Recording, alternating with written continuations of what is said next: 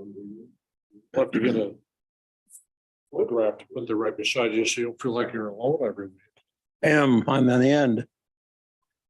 But you're on the end too, so Somebody You got there. neighbors. We Yeah, need you're a all- picture there of your seatmate. now we can get a blow up doll. Different subject. I was just thinking a picture.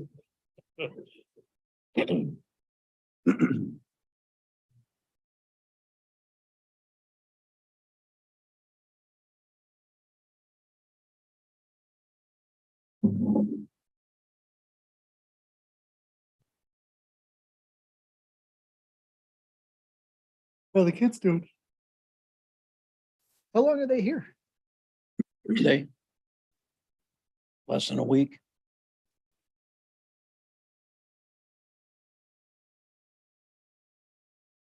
Well, between dodging bullets and eating food and, not being in fear of losing their lives, it's pretty good.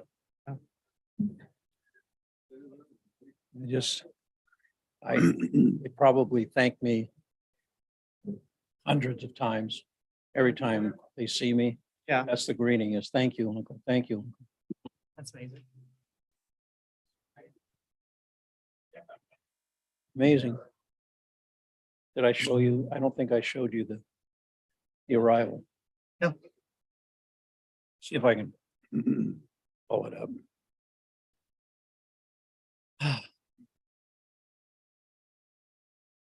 Um,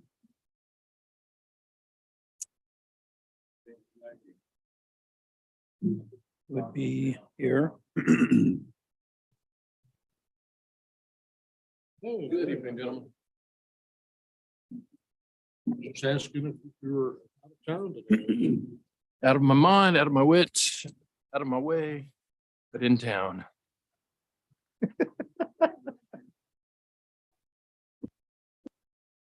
Oh, Feel pretty good. I think we'll be here a while tonight. Oh dear, I think Look so at too. this, quite a bit of stuff, and then the executive session too. The executive session. Oh, did it? Okay. The executive session. No. Yeah, it looks like. You got a note? We got enough. No kidding. Yeah, we do.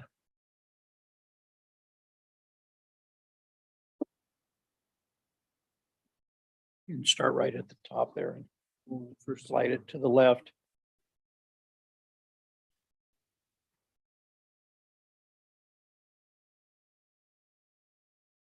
Let me get you some sound.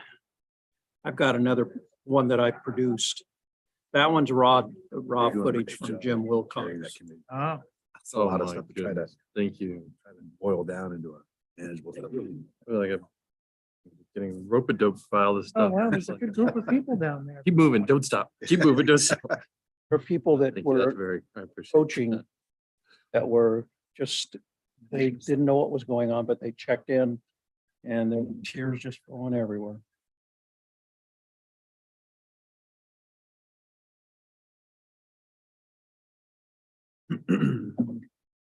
Mhm.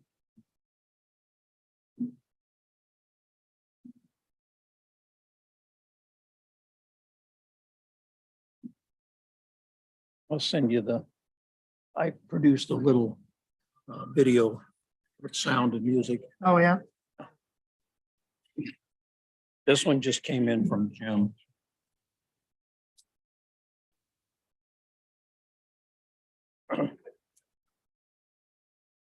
Oh.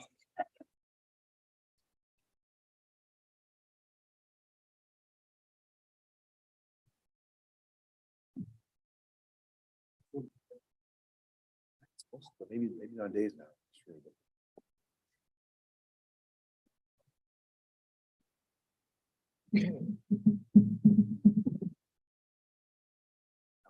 I think he's just setting up his. Also get it. Yeah, he'll be involved.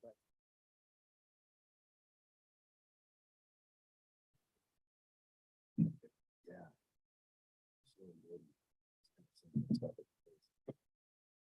I can set this up. Wow.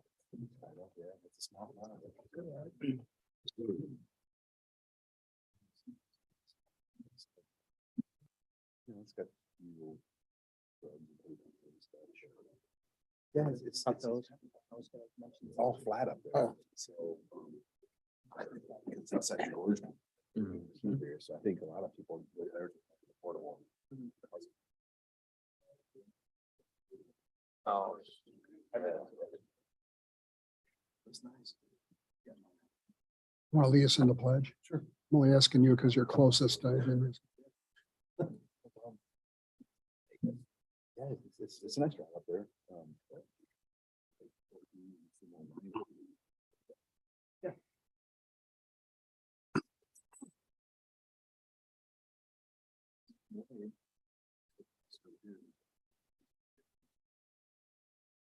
You guys ready to roll?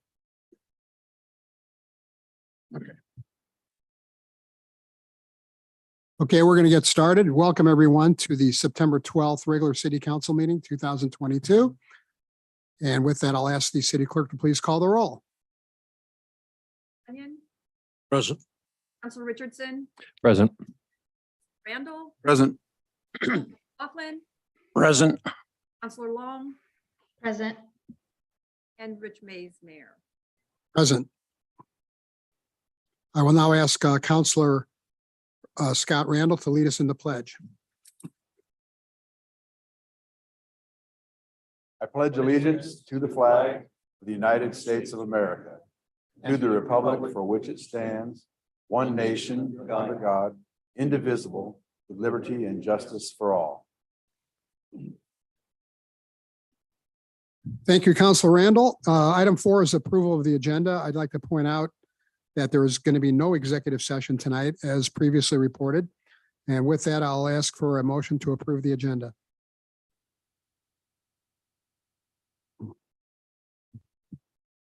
I'll move to approve the agenda, Mr. Mayor. I'll second it. It's been moved by Counselor Richardson and seconded by Counselor Randall to approve the agenda. Is there any discussion? All those in favor, please say aye or raise your hand. Aye. Aye. Motion passes. Item 5 is presentations and proclamations. We have a special presentation tonight that's not on the agenda. One of our employees, Peter Bradley, all of you know him. If you've had an IT issue, you know Peter. He does a great job for the city of the Dalles. He was born in Bedford, England, and came to this country in 1974 and stayed here till 1982. And went back home, so to speak, and came back and married his high school sweetheart. And we're recognizing him today because he just recently got his citizenship through the United States of America. Peter's been with us for 3 years, and he and his wife Carolyn are both here and recently bought a house here in Wasco County. And I'd like to call Peter up to get a medallion celebrating his being a citizen now of the United States. Come on up, Peter.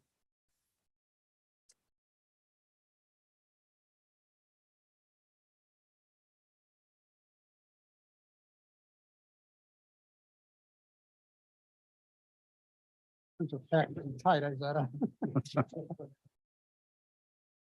Here we go. It's a medallion with City of the Dalles logo on it. And congratulations, Peter. Thank you very much.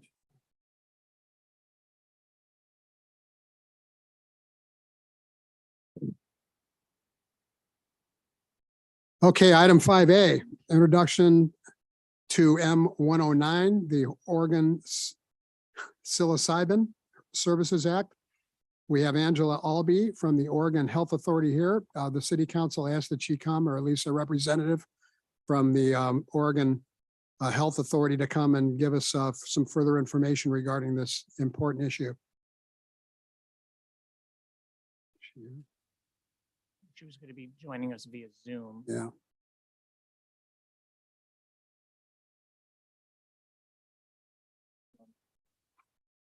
What's Mojo?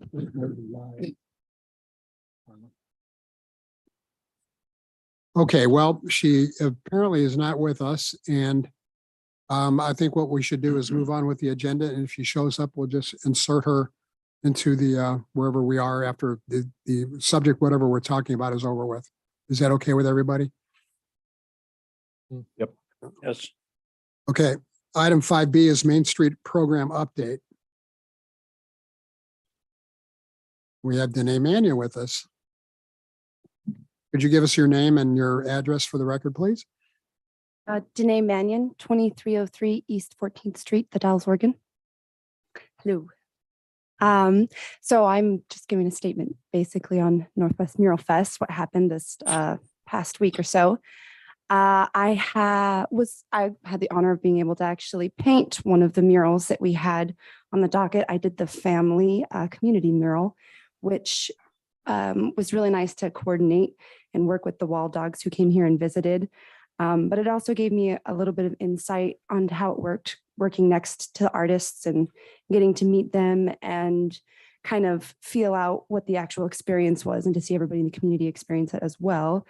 So we had, personally, just on my mural, I think I had 150 different kids and their family members come and paint. And it was really beautiful, actually, because so many kind of just came not knowing what to do. And it happened and they painted so fast that I kind of was like, I should have made a bigger mural.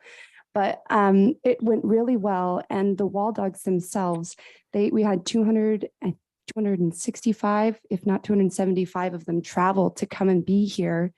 And some of them traveled from pretty far, but they came in their cars and literally they slept in the back of their trucks just to make all that art happen.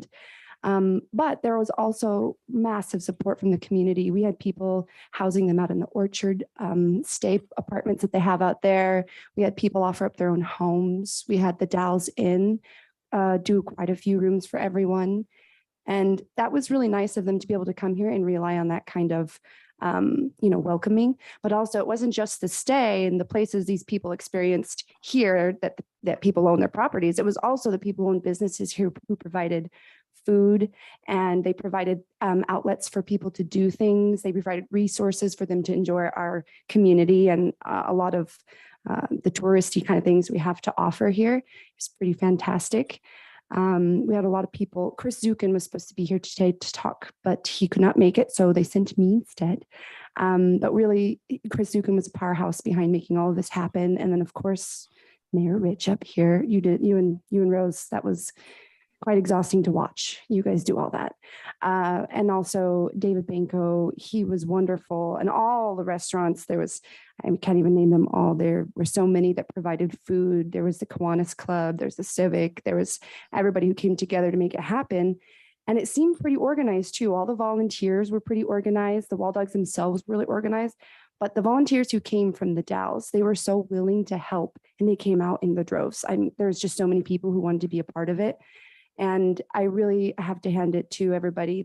The Main Street Board, the executive director, Tori, she did a great job. Everybody did a really good job at making everybody feel welcome and having it go smoothly. They raised a record-setting amount in the fundraiser for future projects to be maintained and also implemented, having more murals added on to this massive undertaking of having 16 or 18 different murals done all at once. The Wall Dogs themselves had never seen that number. And I worked alongside with a lot of the artists, and so many had these same exact sentiments that they've been doing this since 1993. And they really felt like this experience here when they came here was one of the best, if not the best Wall Dogs experience they've had total. And we had people come from as far as Israel, Scotland. It was just a massive effort. And these people, they learned the history of what they were painting so that when everybody was going around town, even people who came from other states just to see the Wall Dogs event, I ran into a few that were not from here, but they just kind of mildly heard about it. So they wanted to check it out and they were blown away. And these people who aren't even from here knew so much about our community itself. It was really nice that they took on not only painting the murals and bringing the kind of creative atmosphere that they did, but they also really took a lot of pride in our own history that's not even really theirs. So it was really nice to see from them, and that they did that for all the guests who came to town, whether it was locals or out of towners. They still learned about our town, they engaged with it, and they came here just for that. And they can come back again. I know that we did quite a few, I think post-wise, just getting people engaged online to trying to come down and do that. We had over 100,000 engagements on social media that we can kind of track, but tentatively it's many more than that, depending on how many other people shared and did all this and that. But it was a really good turnout. And the gala we had too was just really cool to see all the artwork that people were able to like auction off and really keep their own, because some of those murals are, I mean, massive. They said that the one on the back of Ace was probably one of the largest murals they've ever seen completed in one of these projects. So everything we did was kind of above and beyond, but it was also really nice because they really did come with this sense of community. And they said that our town was just beautiful at welcoming them, but also made them really feel engaged with them. And they absolutely loved where we are. They said it's definitely one of the prettiest places they've ever been, which we know it's gorgeous. But to see other people enjoy it as much as we do and to have that happen, it was really great. And I don't know what else to say. Am I supposed to ask for questions? I'm usually supposed to ask people if they want to ask questions. Did you not ask me a question? No, I had a statement to make though. Sorry. As you know, I've been involved with this project for 3 years, and when we first started out, we needed a sponsor. We needed an organization to really step up. And I think that are you the president now? Yeah, I'm the president of Main Street. I think you ought to be very proud of Main Street for stepping up when they did. And I know Tori Davis did a super good job with all of the segments of the Wild Dogs event. And Main Street should be commended for stepping up in the first place. I'm not sure we'd ever gotten to as far as we did without the Main Street support.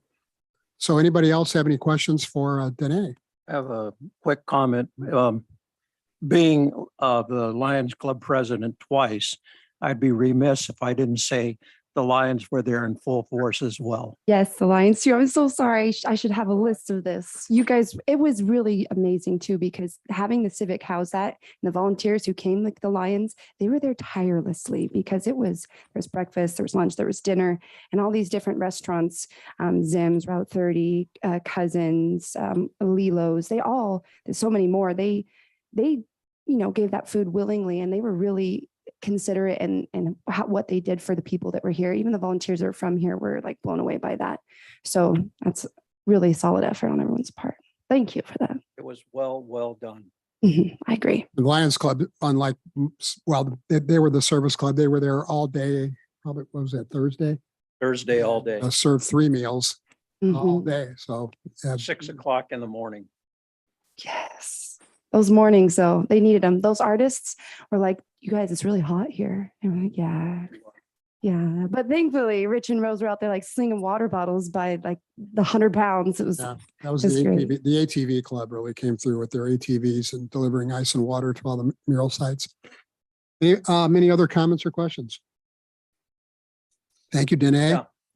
Our city was vibrant during that weekend. Activity everywhere, people walking, and it was just wonderful to see all of that coming together. yes, actually, I want to say thanks to one more person. Philip Masher, he really did a good job like documenting that so people could see that weren't able to experience it in that moment. There's quite a bit of good footage. There was many other David Banco's sons. I mean, I know he did a lot of really good cinematography for it as well.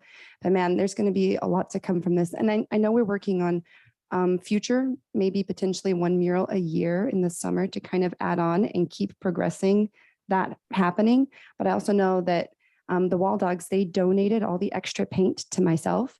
And I'm in contact with District 21 to get murals put into all of the schools that the kids are going to help me paint. Because there are so many kids that didn't get to come paint. It just needs to continue. So there are a lot of plans and a walking tour of the murals for people. I know the chamber, they're like, we need more maps. Give us more maps. We got to get these out to people because people are going to be coming back for years just to see what happened and read about it. And the plaques that are going to be installed on the murals too. It's going to be a great source of information so that people feel connected to the event, even if they didn't get to go to it. Okay, anybody else? Thank you, Danae. Appreciate the you. report.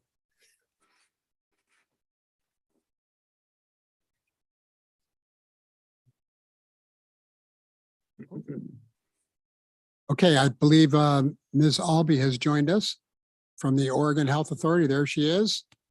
And please introduce yourself and give us what's going on with psilocybin. Thank you. And thank you for the invitation to speak to you all. My name is Angie Albee, and I'm the manager of the Oregon Psilocybin Services section. We are housed within the Oregon Health Authority Public Health Division Center for Health Protection, which does a lot of work, including a lot of regulatory work for the agency. So I'm happy to be here. And would you like for me to share slides, or shall I just go ahead and give you the highlights and turn it over to you all for questions? What's your pleasure? We have a, For slides, please. Oh. that's a good idea. Let's share the slides. Sounds Although great. The council does have a hard copy of your, what I believe is going to be your slide presentation. Yeah, that sounds great. If I'm given the opportunity to share my screen, I will go ahead and do that. There you go. And I am assuming you can all see this? Yes. Fabulous. Okay. Well, before I get started, I just want to, be able to deliver some information, some basic information. What is psilocybin? That's the question, and how to say it. So psilocybin is a mushroom. It's a psychedelic compound that's found in over 200 species of mushrooms that grow naturally around the world, and including some of which that grow in the Pacific Northwest. And so when we're talking about psilocybin, we're talking about that compound that's found in specific kinds of mushrooms that produce psilocybin. And why that's important is that as we move forward in the nation's first regulatory framework for psilocybin, it's important to understand that we are focusing to begin with just one species of mushroom out of those more than 200 species, and that's called Psilocybe cubensis. And it's important to know that, to understand that we are really focused on safe, accessible services, and not on creating a consumer market for the product. This is not a dispensary model, which you'll find out more in a little bit. So I just wanted to mention that. I'll get into why psilocybin services in a little bit, but first, to just introduce, our team is made up of 3 programs. I won't get into that too much, but it's important to note that we have a licensing program, a team that will be reviewing licensure applications to make sure that they meet criteria established in statute and rule, some of which will be inspections to the sites, certain sites that would be licensed, to make sure that they're in compliance. And then we have a compliance team that's also responsible for ensuring compliance, and that might be investigating complaints, that are brought to us, and also working closely with licensees to make sure that they understand the statute and the rule requirements. Next up, I'll just mention a little history lesson. In November of 2020, Oregon voters passed the Oregon Psilocybin Services Act, which is otherwise known as Ballot Measure 109.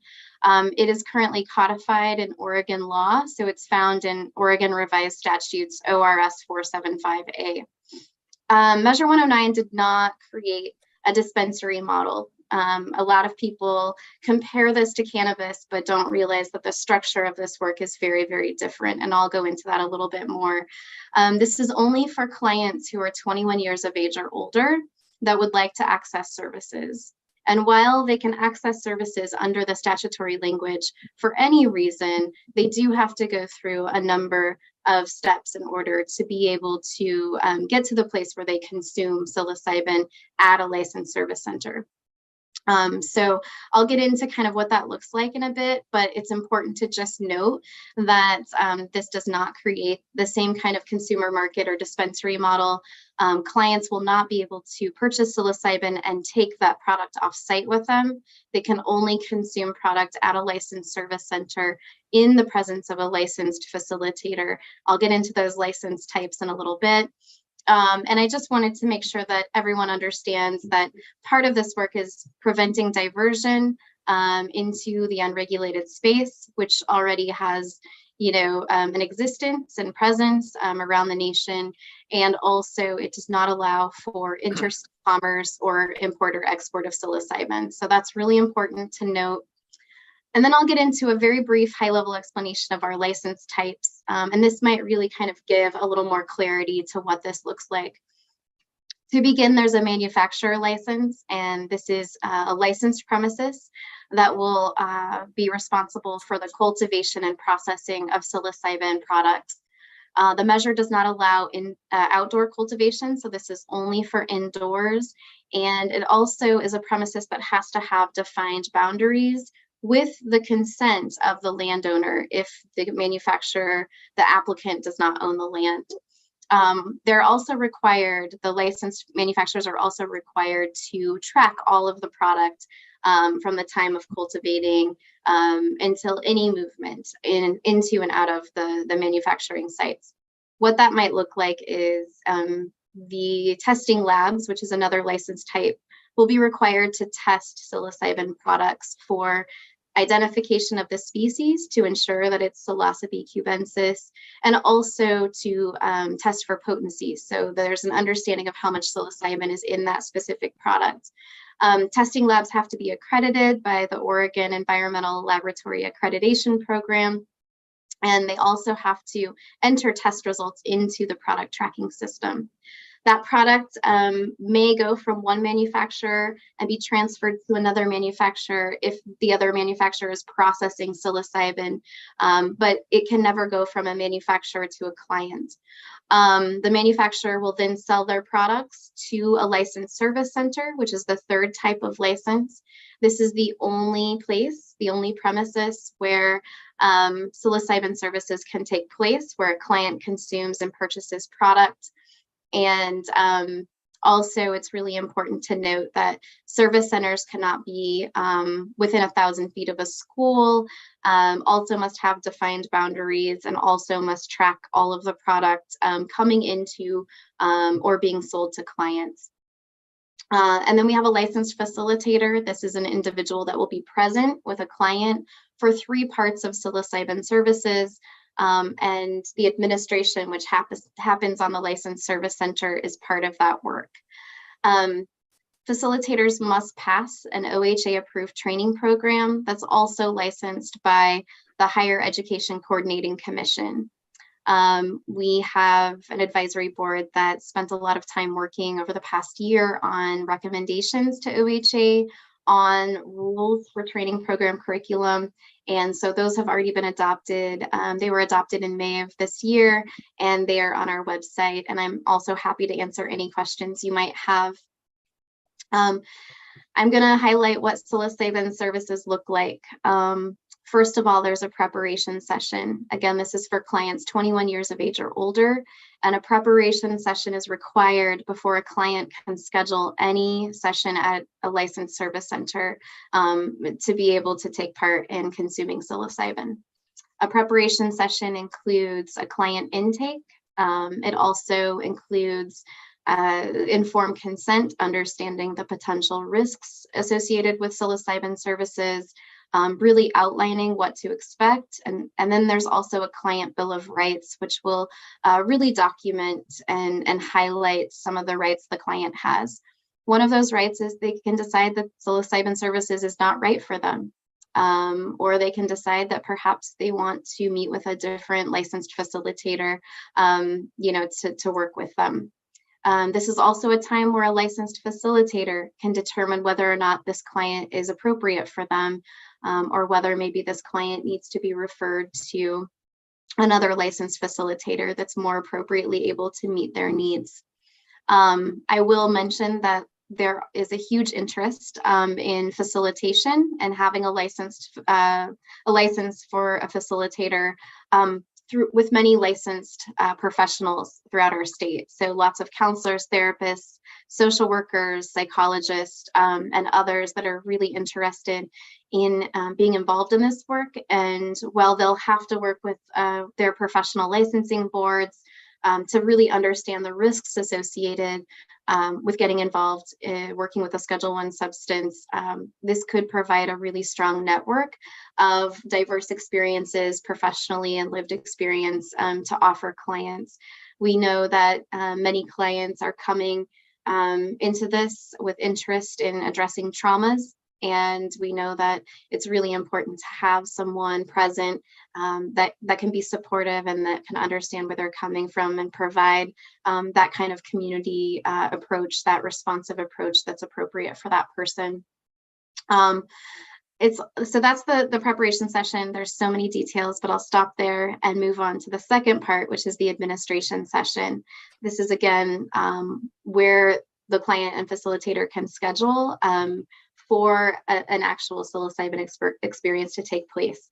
A client will have already completed a transportation plan and a safety and support plan with a licensed facilitator. Clients will not be able to drive or operate heavy machinery after they leave a licensed service center, after they complete their psilocybin experience. And so there's a lot of preparation that's going into this, but this is indeed where the client purchases psilocybin and consumes it in the presence of a licensed facilitator. There's a lot of requirements we're working with. We've released draft rules, which are on our website, and we're working with rule advisory committees now. But much of this is really centered on client safety and access issues. And really there's also pieces like a specific amount of psilocybin that's consumed must also be tied to a minimum amount of time spent at that licensed service center to ensure that the effects have worn off and the client is in a safe space to leave. So I'll accept questions in a little bit, but just to get through this brief overview, then there's an integration session. And this is an opportunity for a client to meet with a licensed facilitator and really talk about their experience. If they need additional follow-up, there's a lot of peer support networks that are available currently for integrating psilocybin experiences. They might decide that they'd like to take advantage of those peer support networks or other community resources, and a good time to check in and review that safety and support planning as follow-up. I've already talked about product tracking, so I won't go into that too much. I will just highlight some local government considerations that you are probably already aware of, but we want to make sure we highlight those. First of all, local governments have the opportunity to adopt ordinances to prohibit psilocybin service centers or manufacturers from operating in their local jurisdictions. If they do adopt ordinances, those ordinances are referred to voters at the next statewide general election, and voters would have to approve of that prohibition in order for our team to not issue licenses in January. There are other issues or other considerations for local governments. However, those are time, place, and manner regulations, as well as there's a land use compatibility statement that's required for each service center and manufacturer premises to ensure that that premises is in compliance with local zoning and land use requirements prior to us issuing them a license. So those are a couple of pieces I wanted to mention. And something that I want to highlight is if in rule, we've already established kind of like an hours of operation minimal standard. But if a local government determines that they want to go further and shorten that, they can do that. And that local time, place, and manner regulation will be what licensed folks have to follow. There's a lot of site requirements, lots of details to this, but I just want to highlight a few. We are working on a GIS mapping tool to be able to help with navigating school proximity issues. It's important to note that none of these licensed facilities can be located on public land. They must have defined boundaries, many details that we've offered in our draft rules that will be discussed over the next couple of weeks. They can't be located in a residential primary residence. And also, if there is an application for a license within city limits, service centers cannot be located in an exclusively residentially zoned area. Again, manufacturers cannot be located on public land. Outdoor cultivation is prohibited, and landowners must consent to the use of their property for this work. I will move on and just quickly mention that this is a fee-based structure. So the cost of licensing fees covers the cost of our section's work, which includes that licensing and compliance work. There are also taxes collected for each sale of the product to a client at a licensed service center. The Department of Revenue will collect a 15% tax on that product. And then the Department of Revenue will take their administrative costs, and if there's any left over, they will send that back to us to help support our program. That said, local taxes and fees are prohibited, and psilocybin services are not taxed. I've got some key dates up, and while I finish highlighting a few other pieces, I'll just leave this up for you to take a look at. Mainly, I'll just highlight that last year we began really reaching out to partners to better understand what their priorities were for rulemaking. And what came back to us was this need to expedite rules for training programs, products, and testing. So those rules were expedited and adopted earlier this spring, and they can be found on our website. But now we are in a rulemaking for the rest of the rules for the remainder of this work. Draft rules were released a couple of weeks ago, and we have rules advisory committees meeting to discuss rules. This will be followed by a public comment period from November 1st through the 21st, and we'll adopt rules by December 30th of this year. We will begin accepting applications from anyone that's applying for a license beginning in January of 2023 of next year. And I'll just mention, you can take a look at this a little more, but I do want to mention a couple of pieces. A lot of people wonder, well, why psilocybin services? What is this good for? This is a Schedule I substance. Is this dangerous? So I want to highlight that a little bit and address a little bit of this information. First of all, many people might be aware that there has been an incredible amount of research that medical, psychological, and academic institutions have been really working on, doing a lot of research around psilocybin and coming up with some really surprising results with the potential that psilocybin can be really effective for addressing depression, anxiety, trauma. That includes end-of-life anxiety and PTSD for trauma, as well as overall feelings of well-being. And so the FDA has designated psilocybin a breakthrough therapy for the treatment of depression. And a lot of this scientific literature and research is available on our website. Last July, as part of a directive from Measure 109, our Oregon Psilocybin Advisory Board, many of whom are actual medical and medical professionals and research professionals as well, really participated in taking a look at available research and scientific information and studies related to psilocybin. And they came back with a scientific literature review and recommendations to OHA. So I just want to mention that a lot of those, that research is available on our website. It's called the Scientific Literature Review. I'm happy to forward or share our website so you can take a look at that. It has been translated into Spanish as well, but there's an incredible amount of research and potential. And while I am not a physician and specializing in issues about neurotransmission in the brain, there's a lot of really great research there that talks a little bit about how this works and how it can be beneficial for many people. It's also important to acknowledge that while this research is happening and many clinical trials are taking place and research is being published, there's also centuries of indigenous use of psilocybin, that is a part of this work, and really understanding the cultural and anthropological information is important. So our 18-member advisory board, which, by the way, is appointed by the governor and serve 4-year terms, in case you were wondering a little bit about that. They have really come together and acknowledged that there's additional information that wasn't included in that scientific literature review related to the cultural and anthropological information that's out there. And we've been working with so many partners over the past year.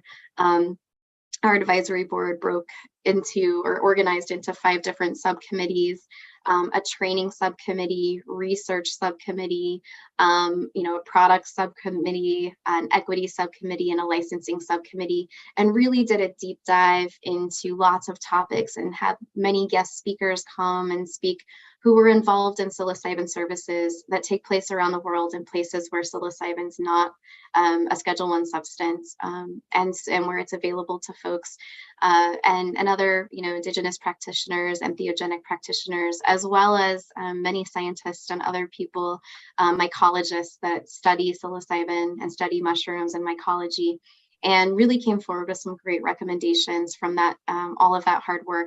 And so those recommendations are also posted on our website. They were due to us June 30th of this year. So it's been a tremendous process, lots of hard work from many different people, many different perspectives and professional backgrounds. And so we are currently in this rulemaking. We have lots of resources available on our website, and we will be ready. We're developing all of our systems to be prepared for accepting applications January 2nd of 2023. I wanted to make this brief so I could really turn it over to all of you if you have questions. And so I will stop sharing my screen and would just encourage, if you have any questions, I'm happy to try to answer them. Thank you very much. Questions? No, I don't like it. we just had a, I'm sad about the fact that once again, the populated counties and of the state, there were 21 counties that voted against us. Unfortunately, Wasco County was not one of those. So it shows where we're headed. More and more drugs of different types on the street.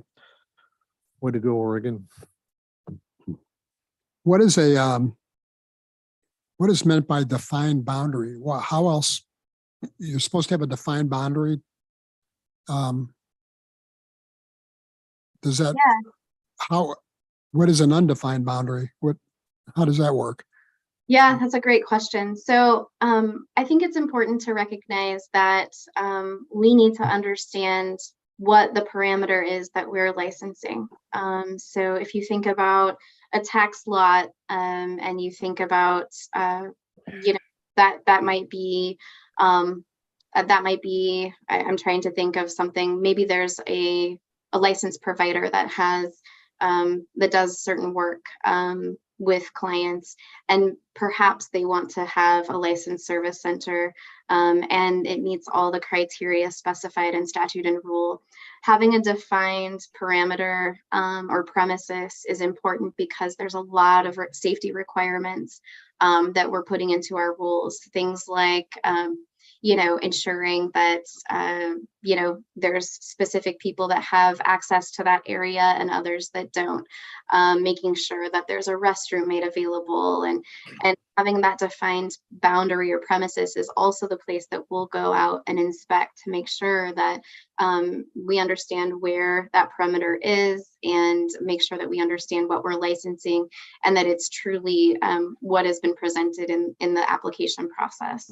It's also important because that licensed area, will have to be in compliance with local zoning and local land use laws. So it's important that we all are understanding where that defined parameter is. They will actually have to provide us with, kind of the location, like the address, but also the very specific area that would be licensed to be a service center or a manufacturer. Thank you. You're welcome. Oh, go ahead. Sorry. No, I was just going to say that I find it interesting that the state is going to collect a 15% tax on revenues generated. And I assume that's to recoup the cost of administrating the law and what have you. And yet local authorities like us aren't permitted to collect the tax or recoup our costs. I know you had nothing to do with that. That was just an editorial statement. Yeah, thank you. I will say it's 15% tax on the product. And at this point in time, we're not really clear about how much that product, might cost. And so we're not certain if it's even going to be, even cover the cost for the Department of Revenue for assessing it. We just don't know yet. So just for clarification, that's just 15% on the product, which is separate than the cost of psilocybin services. So Okay. hopefully that's helpful. And just for clarification for anyone that's listening in, you know, I am representing a state agency that is responsible for implementing Measure 109 and, you know, with a focus on public health and safety as part of the public health division. And so we were not part of drafting the statutory language of the measure, but we're here to make sure that we can clarify as much as we can as we move along. Okay. Any questions? Any other questions? I just have one. Council Randall? Angela, can you tell me, are treatments typically routine, like continue, like weekly or monthly basis, or are they more typically like a one-time or occasional treatments? Do you know at this point, or what could we expect as far as the kind of traffic that would go through a center like this? Yeah, so I think it depends on the client and also how much of psilocybin they might be taking. So in our current draft rules, we've allowed for a client to decide, maybe I don't want the standard dose to start. Maybe I want to start small and just see how I'm doing and just, you know, step into this slowly. At a lower dose, there are sub-perceptual, sub-hallucinogenic effects, which means that, you know, they would still have to stay at the licensed service center for a specified period of time, but that, you know, there's a lower dose, which means that they wouldn't be, you know, having the full experience. For those folks that want a standard dose, there have been lots of stories about people who have gone through psilocybin services one time and have not needed to go back. And that one time has carried them through longer than a year. Others might decide to come back and do deeper work. I think a lot of that really depends on the client, what they're coming in to address, and really the licensed facilitator they're meeting with, and the safety and support planning that comes along with it. Many people you know, have seen in research and clinical trials have reported, you know, just a lot of tremendous benefit from these types of services.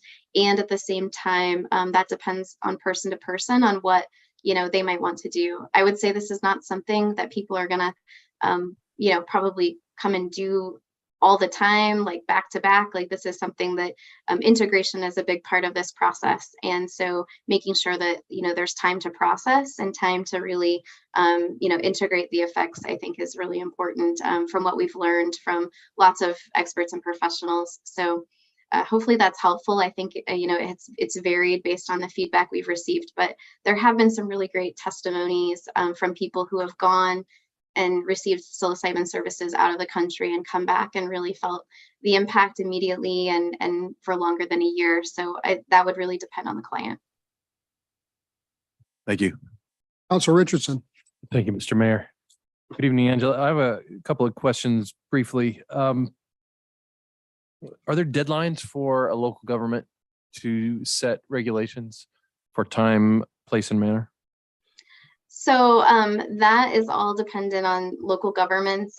We don't have a deadline specified in statute for local governments. Knowing that we'll be accepting applications for licensure on January 2nd, and also knowing that it might take some time for folks to get prepared. You know, I think a lot of people are waiting to see what happens in November in certain areas. I think people are waiting to see what we adopt in our final rules. And so, you know, it might take some time before, I don't think every person that wants to be licensed will apply January 2nd of 2023. And so I think it really depends what you'll see. It depends on how quickly folks are ready to be licensed. And also it's going to take some time to, you know, license like the manufacturers and service centers where we have to go out and do inspections of the premises. And so, you know, I can't give a timeline, but I would say that thinking about, you know, what a local government would want to do and just knowing that we'll start accepting applications January 2nd of 2023 might help. And also the draft rules might inform part of that process. You might take a look at those draft rules and might get a sense of where, you know, where we've headed in our implementation and what this might look like, and determine from there what you'd like to do. Did you have another question? I do, but it's probably something that needs look at the draft rules to answer. Okay. Can you I tell might me if you're, help you. can you tell me if you're headed in the direction of allowing local governments to regulate some aspects, say manufacture, facilitation, or service, and not setting special regulations for others? So if you're asking about if, whether or Can we not regulate some parts of it and not others, and leave the, let follow the state rules for some and impose local rules for others? If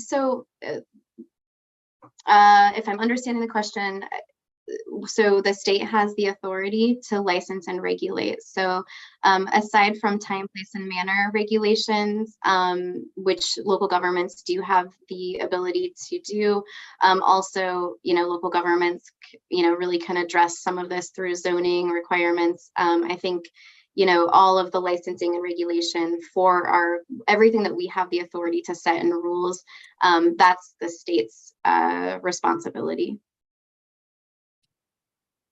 Thank you. Anybody else? Okay, at this point, I'd like to turn it over to our city manager, who will remind us why we asked Ms. Albee to come in the first place and where we go from here. Yes, thank you, Mayor Mays. Councilor Richardson kind of hit it right on the head. Looking at the timeline that Angela had shared with us previously, we could be potentially looking at licenses being processed and approved starting just at the beginning of next year. And so this was an opportunity to provide some education, to provide an update on where OHA was at with their program, and answer questions that the city council may have, as well as take a temperature check on where the council, what they might be thinking, and what kind of direction they may want staff to take with evaluating and potentially bringing back recommendations for time, place, and manner regulations of that kind, or concurrently, as OHA develops their rules, simply relying on the OHA rules or making some other kind of recommendation. Again, with the timeline that you see there, OHA is going to be working on those rules right up to the end of the year. And so there's kind of a tight window there. And if the council was interested in exploring or evaluating different time planner and place opportunities, we need to start doing some of that work now.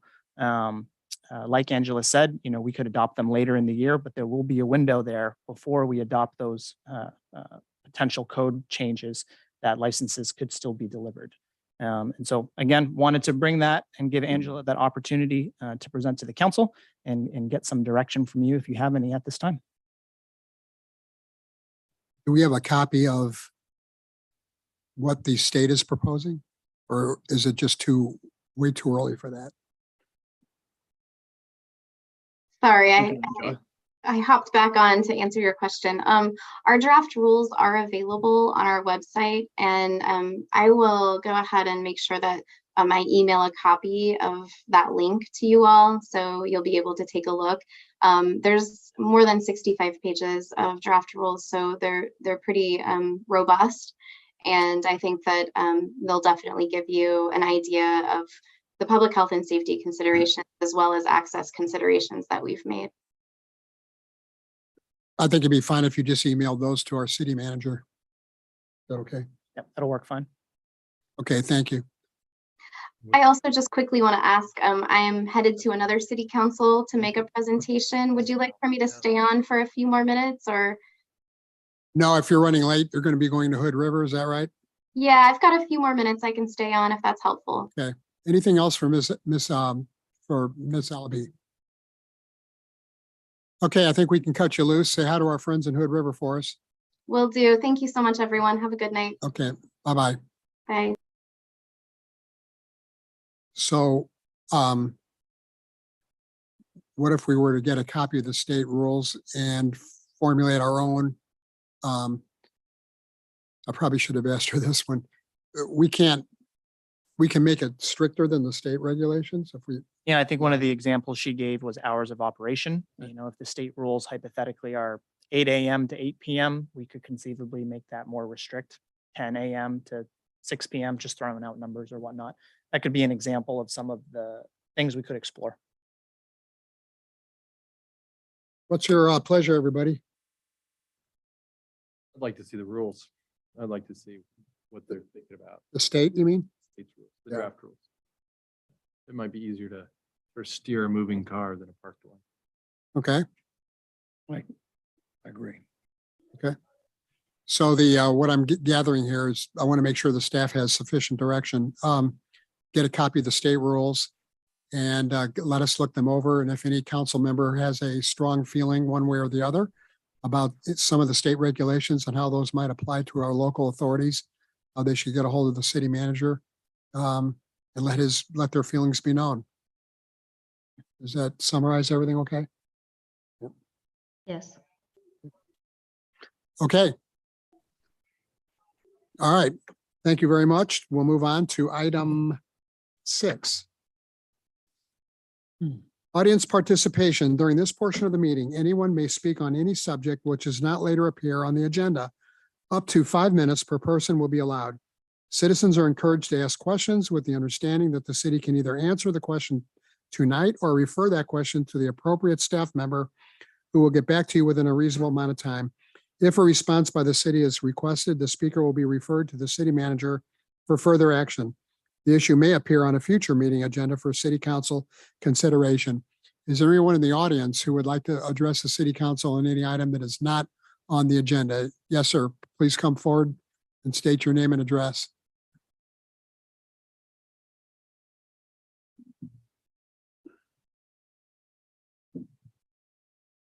Nolan Hare, 1215 East 12th Street. Honorable Mayor, members of the council and city staff, I'm here tonight to give a brief report on an event I recently managed and produced at the Lewis and Clark Festival Park over Labor Day weekend. Saturday, September 3rd, we welcomed Hotel California, a salute to the Eagles. Hotel California tours extensively throughout the US and abroad and is recognized as the most respected and longest running show of its kind. They're the only show to ever receive official authorization to perform the Eagles catalog of music. I was lucky enough to be offered an opportunity to catch them between a tour stop in the Midwest and on their way to the Washington State Fair. With the help of a generous TRT grant facilitated through the Dalles Chamber of Commerce and Explore the Dalles, along with an outpouring of support from over 20 local and regional business sponsors and partners, we were able to produce a top quality concert experience at an affordable price that drew over 850 people downtown the Dalles for an evening of great entertainment and fun. I worked closely with Steve and Stacy Kane at Bargeway Pub, Scott Barker at Great Scott Productions, and Matt Larson at Discover Rentals to bring this event together. Nearly 100 staff and volunteers participated in the setup, operation, and teardown of the event, many of which I'd like to note were from our local Riverhawks football team and the Dalles Football Club, a 10-year-old youth soccer program. I'm proud that we provided a safe and fun opportunity for our local youth to participate in community service, and pleased to announce that we'll be making donations of several $100s to each of the organizations this week. Big kudos to the kids and many of the families for getting out there and working hard with us. Seeing their efforts to help us was one of the absolute highlights of the event for me. A big thanks also goes to our city clerk, Izetta Grossman, for helping to navigate some challenging logistical issues that arose just before the show. With her guidance, we were able to find quick solutions that worked for all the parties involved. I'd like to also thank city maintenance staff, especially Terry Harkgrader, for his tireless dedication to ongoing maintenance and beautification of the park. We are, as a community, blessed to have such a nice facility to use for all types of gatherings and events, and can always count on Terry and crew to have the place looking and working great for us. City of the Dalles Police and Public Works departments were also very helpful in the safe and smooth planning and operation of the evening's events. This was my first venture back into large-scale community event planning since everything shut down a couple of years ago. It felt great to get the team back together and even better to produce a successful event that we are all very proud of. Thank you for putting your trust in our team to use the city's beautiful venue and for the council's ongoing guidance, leadership, and management of TRT funds. We did our best to be good stewards of both and hope that you're all pleased with the results. I look forward to future opportunities to work with the city and its partners to continue producing quality community events in the years to come. With that in mind, over the weekend, the Dalles Chamber Foundation along with Little Music City, announced that our community has been made it to the public voting phase of an opportunity to receive a $90,000 multi-year Levitt Amp Music Grant for free live music series in the Dalles at Lewis and Clark Festival Park. While I don't have time to dive into the specifics this evening, I encourage everyone to go to explorethedalles.com and follow instructions to vote, and then share with all of your friends to help us advance to the final round. Thank you for your time. I'm happy to answer questions or follow up with council or staff at your convenience. Thank you very much. Any questions for Mr. Hare? Just a comment. I heard great things about the Eagles event, and hats off to you guys. I noticed Mr. Kane walked in a little late from Bargeway, and I'd like to acknowledge, I don't think, Steve, I don't think the Bargeway was mentioned as being a contributor to the Wild Dogs event, but I know that Bargeway contributed meals for that. So thank you very much, Mr. Kane, for that. And I also want to acknowledge that the Dallas football team also helped on the Wild Dogs event. So I'm glad they were of help to you as well. Good job. Thank you very much. Anybody else? Good job. Thank you. Thank you. Is there anyone else who would like to address the city council for up to 5 minutes about anything that's not on the agenda? Is there anybody remotely who is tuned in remotely like to address the city council? If you would like to, please raise your hand or speak up at this time. Okay, that concludes audience participation. Item 7, city manager report. Mr. Cleaves. Thank you, Mr. Mayor. Just a couple items for you this evening. The first is I'd like to take this opportunity to introduce Nubia Sanchez, who is our new executive assistant for the city of the Dalles. She's sitting up there with Izetta Grossman, observing her diligent work and helping us stay on the level with these meetings. She's going to be sitting right at the front desk on the second floor of City Hall. So if you haven't had a chance, please drop in and introduce yourself and say hi. At a Public Works Managers meeting late last week, it was expressed that there could be an opportunity to have a tour of the wastewater treatment plant if the council was interested. And that's something we could begin organizing with our contract company out there. And so I wanted to see if there was any interest from the council at this time on facilitating or organizing such a tour, either before the winter season perhaps, or even early in the spring next year. I see one nodding his head, two. I've done it, but I will do it again. All right.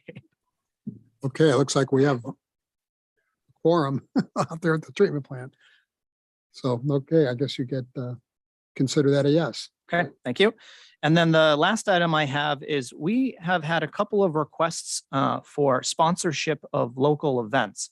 One of them is from the Columbia Gorge Food Bank, and there was a handout that was placed on your desk or on the dais earlier this evening. And that is for a sponsorship potentially of up to $500, along with the accompanying acknowledgements that you see on the bullet point list below you. And then the other one is a request from the Civic Auditorium. This is for a sponsorship or donation of $1,000 to support an upcoming banquet and celebration for the preservation and restoration of the Civic Auditorium. I wanted to bring this before you to see if the council was interested in sponsoring one or both of these events. You do have a line item in the council budget for local events, which is approximately $3,000. And so not only did I want to get direction from the council on these two events, but also see if there was interest in staff developing kind of a guiding policy for how we may go about making these decisions and sponsoring events. See if anybody had any interest on working on that with me. And so kind of a two-part question there. Okay, how's the council feel about developing a policy and working with the city manager to develop a policy? I believe we, a few years ago, we had a small committee put together to go over the council rules. And then we also had one to amend our charter, if my memory serves correctly. So do you want to leave it to the staff, or would any council member like to volunteer to assist the city manager in forming a policy on these issues? I do think we need a, sorry. Yeah. Councilor I'd Tim, like to. do think we need a policy. Mhm. Don't want to volunteer for it. I will volunteer. Okay. Yeah. Everybody okay with developing a policy? Council Runyon? Yeah, I was just going to say, since I was the guy that worked on the charter and the council rules, we've had discussions in the past about opening up the spigot of volunteer requests. So we do need a policy, and I'm not prepared to approve anything tonight. I just saw these tonight. But we need a policy about it. Otherwise, they're just going to come, they're going to continue to come anyway, the requests. But we need to have a policy about it because we will just encourage more and more. So thank you, Tim, for Are these, raising your hand. are these time sensitive requests though? Good question. So the Civic Auditorium is a time sensitive request. I'm looking at my notes here for the date of their banquet. I would have the same response, time sensitive or not. Just saw it tonight. And then likewise with the Columbia Gorge Food Bank, their benefit soup dinner and auction would be October 6th of this year. October 6th. And there, you don't have a date for the, No, I'd have to look that Civic? up real quick. I don't okay, have and it. we did get the request on August 29th, if I'm looking at your date correctly. Counselor Long, any comments? I agree that we do need a policy. So Okay, I'm not sure what to do about the fact that some of those are time sensitive because I still agree we need a policy. Otherwise, it's not going to be fair. But maybe it's something we could expedite for at least to be able to consider these two. okay, I think we have some direction and I believe we have a volunteer. Counselor McLaughlin will work with the city manager and his staff. Does that sound like a good plan? And we want to hold off on considering these two Yeah. requests tonight. Okay. Do you have anything else on your report? And that concludes my report. Thank you. Okay. City council reports. We'll start with Counselor McLaughlin.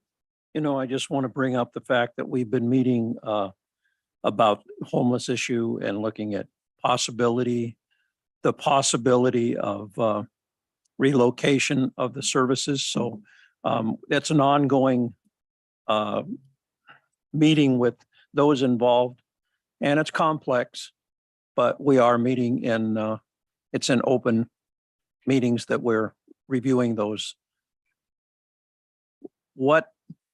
Taking a stance and making improvements, and that's what we're looking at. I just want to bring that up. Otherwise, I have no other report. Okay. Counselor Randall. Mays, on August 24th, the Historic Landmarks Commission held a meeting and reviewed two separate requests for repairing or replacing windows. One at 116 East Second Street and the other at 401 West Fourth Street. Both were approved with conditions.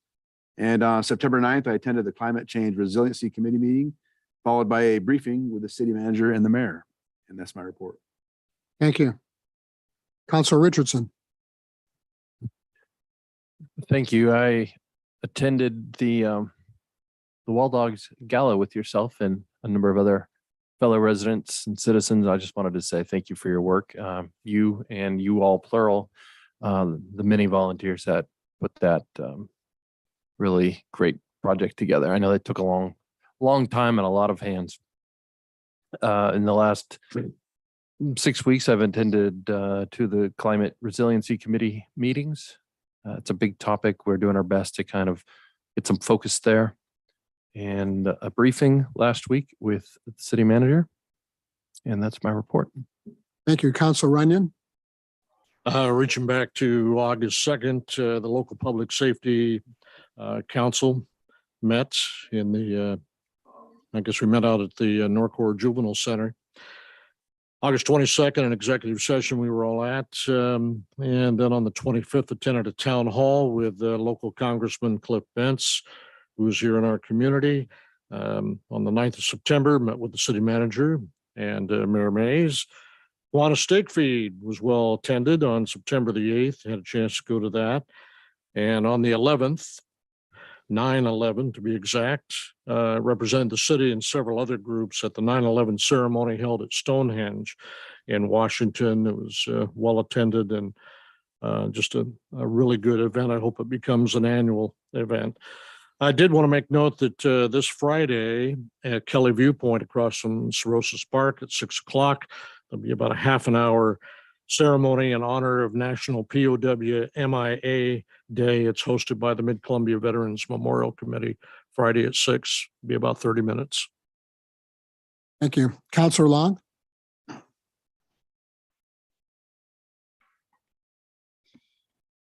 Okay, yes, so during the month of August, while city council was off, I did attend a couple of different meetings. I attended the regular monthly traffic safety meeting, and there wasn't really anything earth shattering coming out of that. We're working on some stuff.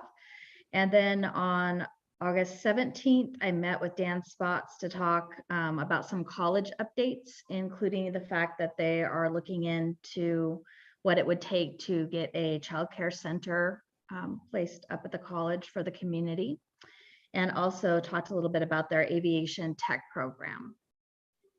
I had some communication from community members asking about what we were planning to do for a winter warming shelter this year. Do we have that planned? I know that my warming shelter turned into a transitional shelter, which is different. So do we have a warming shelter plan in place? That plan is being worked on. We've Okay. had 2 meetings so far about it, and we plan on having more. Hopefully we'll get something together. Okay. And then the other question that they had for me was whether or not any of the council members were attending the St. Vincent de Paul of Eugene trainings on homelessness. And I said I didn't know the answer to that. Could you repeat that? The St. Vincent de Paul, Eugene? Apparently the Eugene St. Vincent de Paul offered council some trainings on homelessness. I wasn't aware of it. I didn't remember seeing anything about that. And so I didn't know if anybody else was doing that, and I just wasn't aware. I don't, I do know that the gentleman from St. Vincent de Paul in Eugene was here in the Dalles about 4 months ago, and I attended a meeting with him and a few of their board members to talk about their mission, but I don't know anything about did you say a training session or I don't know anything about that. Okay. I didn't either. Someone's just asking Yeah. me about it. So that's why I'm asking, because Yeah. I didn't I know. know Okay. nothing either. First time hearing it. Okay. Nobody else seems to know either. Okay. So I'll report that back. And that's my update. Thank you. As far as the manager's report goes, I addressed the Lions Club on July 26th. I had a meeting with Nate Stites of Regional Solutions to talk about many remaining issues that he might be of help with until in the waning months of the Kate Brown administration. I attended the Oregon Mayors Association Conference in Newport on the 10th and 11th. I did an interview with KOIN TV in Portland about city issues. I brought up the Dog River Pipeline and the Wild Dogs event at that interview. I was on coffee break with Al Wynn on the 16th. Our city manager and I met with Kate Franco from Google to talk about grant opportunities that we think would be a good idea with Google. And Councilor Long brought up a meeting with Dan Spots about childcare. We had a similar conversation that I would think that Councilor Long had. I also attended the beautification award given to Jill and Dan Duro for the Yard of the Month. And I attended the Skill Center and Housing Complex dedication this last Saturday. That concludes my report. Item 9 is the consent agenda. Items of a routine and non-controversial nature are placed on the consent agenda to allow the city council to spend its time and energy on the more important items and issues. Any counselor may request an item be pulled from the consent agenda and be considered separately. Items pulled from the consent agenda will be placed on the agenda at the end of the action items section. Tonight, we have 3 items on the consent agenda. 1 is the approval of the July 25th City Council minutes. 2 is a resolution amending the Climate Resiliency Ad Hoc Committee members. And finally, we have a resolution concurring with my appointment of John Grant to the Plan Commission. Mr. Grant is with us tonight. John, can you raise your hand? And there he is. Thanks for being here. Do I hear a motion to approve the consent agenda? We just note that there was a change to the resiliency ad hoc committee members. Mhm. A little different than what went out to you. There was just a change made, taking Tyler Stone from a voting member to a member as is Mr. Cleaves, and Kelly, Glover. yes, replaced Tyler Stone as the voting member. Okay, so Kelly Glover will be replacing Tyler Stone as a voting member. Mr. Stone will be a non-voting member of the committee. Is there a motion to approve the consent agenda as amended, as described by our city clerk? Mr. Mayor, I move to approve the consent agenda as amended. For a second, Second that. McLaughlin will second. it's been moved by Counselor Randall and seconded by Counselor McLaughlin to approve the consent agenda. Is there any discussion? All those in favor, please say aye or raise your hand. Aye. Aye. Thank you all very much. Item 10A is a public hearing regarding the economic opportunities analysis and employment building lands inventory comprehensive goal 9 revisions and the adoption of documents as background documents in the comp plan. So tonight is the time for this public hearing. First, we will receive testimony regarding General Ordinance 22-1391, approving the comprehensive plan goal 9 revisions, amendments and adoption of the economic opportunities analysis and employment buildable land inventory documents to the Dallas Comprehensive Plan, Volume 2. I will first open the public hearing and ask for a staff report, and following that staff report, I will ask for testimony in support of the issue, followed by testimony in opposition to the issue. And at the conclusion of the testimony, the public hearing will be closed and the matter turned over to the city council for deliberation and a decision. With that, I'd like to now open the public hearing and ask for a staff report from Mr. Josh Chandler, our interim director of community development. Mr. Chandler. Good evening, Mayor Mays, councilors. Oh yeah, sorry, 1 second here. Thank you for having me.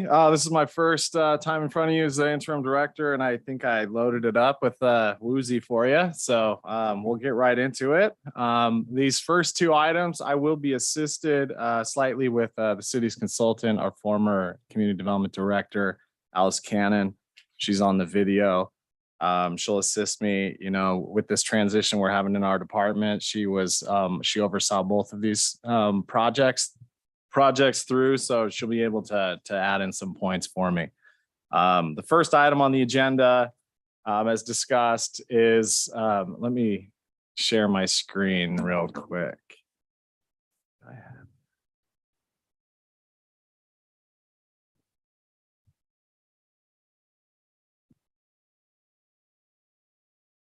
Never done this before.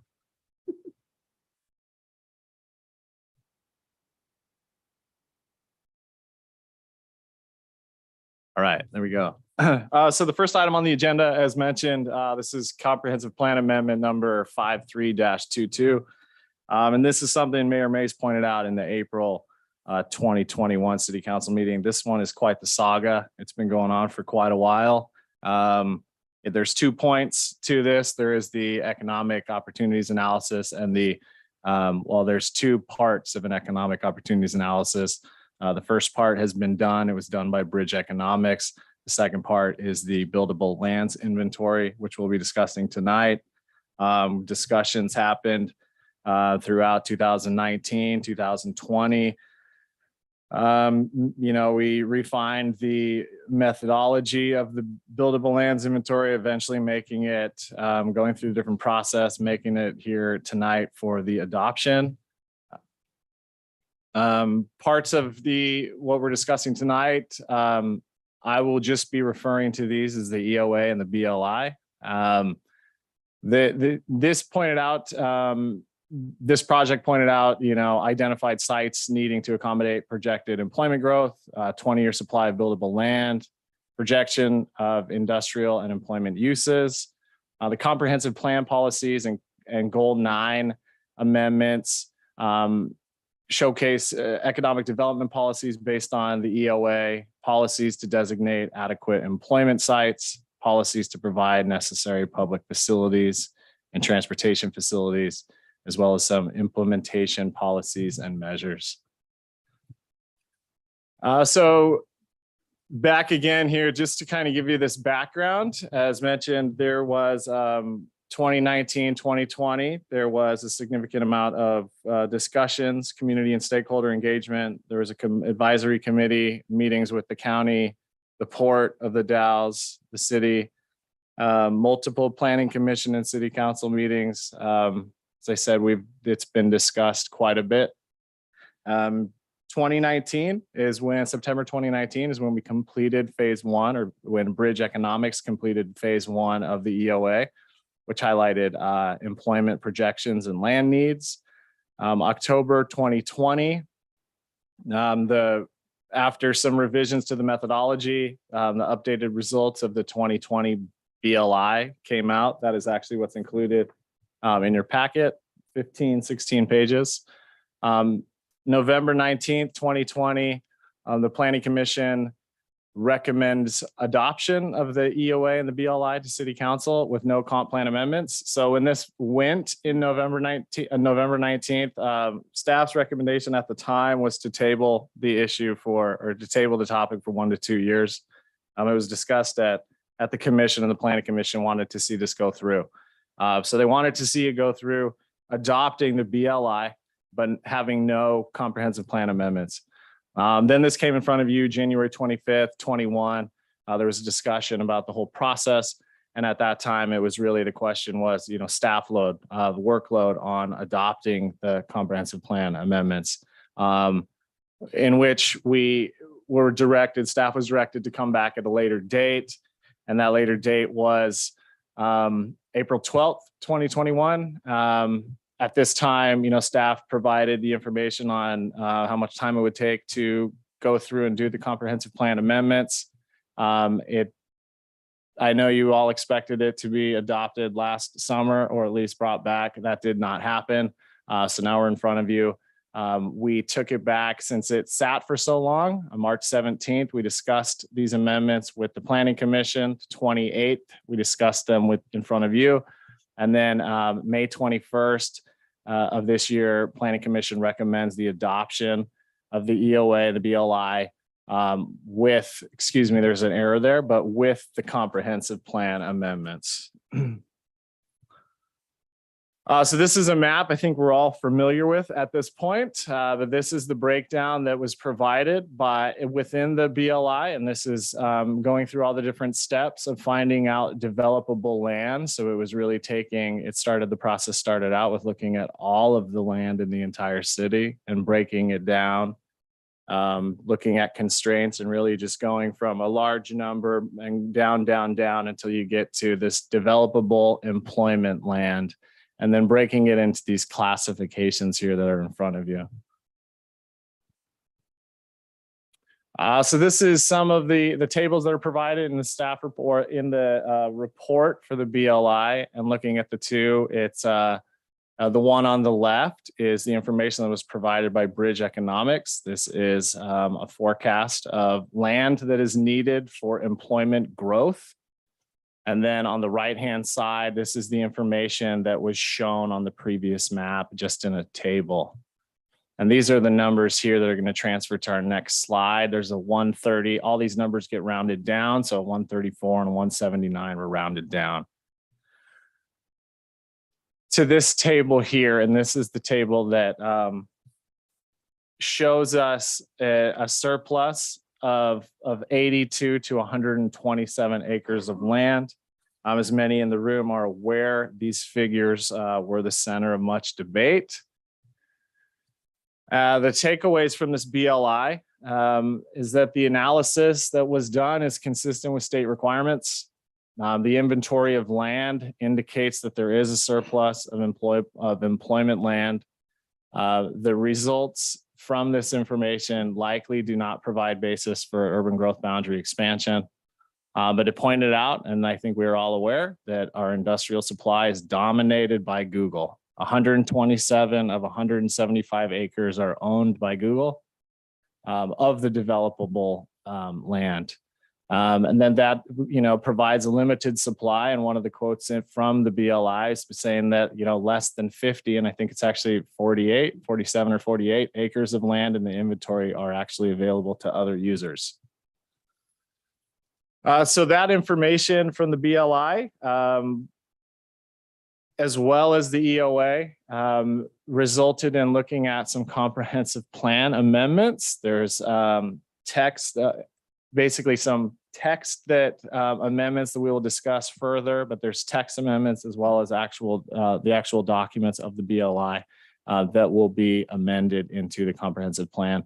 Goal 9 has not been amended for quite some time, so this process was really an overhaul of goal number 9.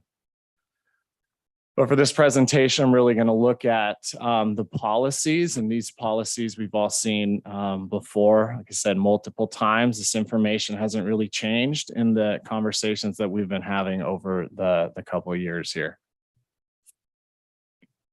So these, taking a look at first goals 1 through 3 to point out, strike throughs are really, and a lot of these are made because some of that information is out of date. As you can see, one of the strike throughs is striking out because it's referencing the 2010 EOA that was done.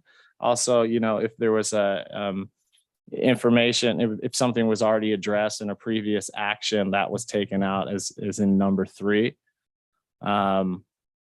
But really looking through here, number 6 is taken out because this is still pointing to the fact that there was the aluminum plant site. So you can imagine this is quite a dated document, but really there's a lot of policies that are still relevant in this section of the comprehensive plan. So there's just some of them are minor adjustments. Policies here. This policy 9 is a new policy that's aimed at improving the quality of life through economic improvements. Policy 10 here, it's not just the development anymore of MCMC, but it's the continued development of MCMC. Policy number 11, I think we've seen as an example of the skills center with the college.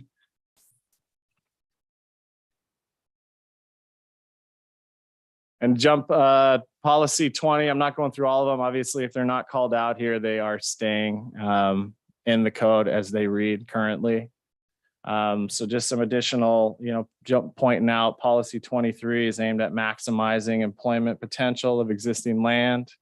Policy number 24 is aimed at incentivizing the efficient use of existing developed land. And then 25 is aimed at supporting and attracting a workforce through improved quality of life.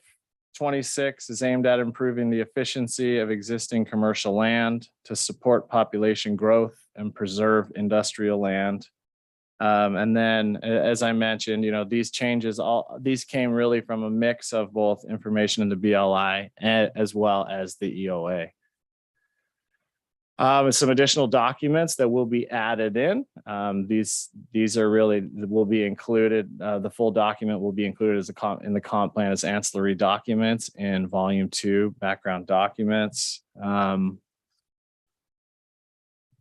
And just the most recently, as I mentioned earlier, May 19th, 2020, the Planning Commission unanimously recommended to City Council the approval of CPA 53-22 to amend Goal 9 comprehensive plan text and adopt the EOA and the BLI, the EOA and the employment buildable land inventory.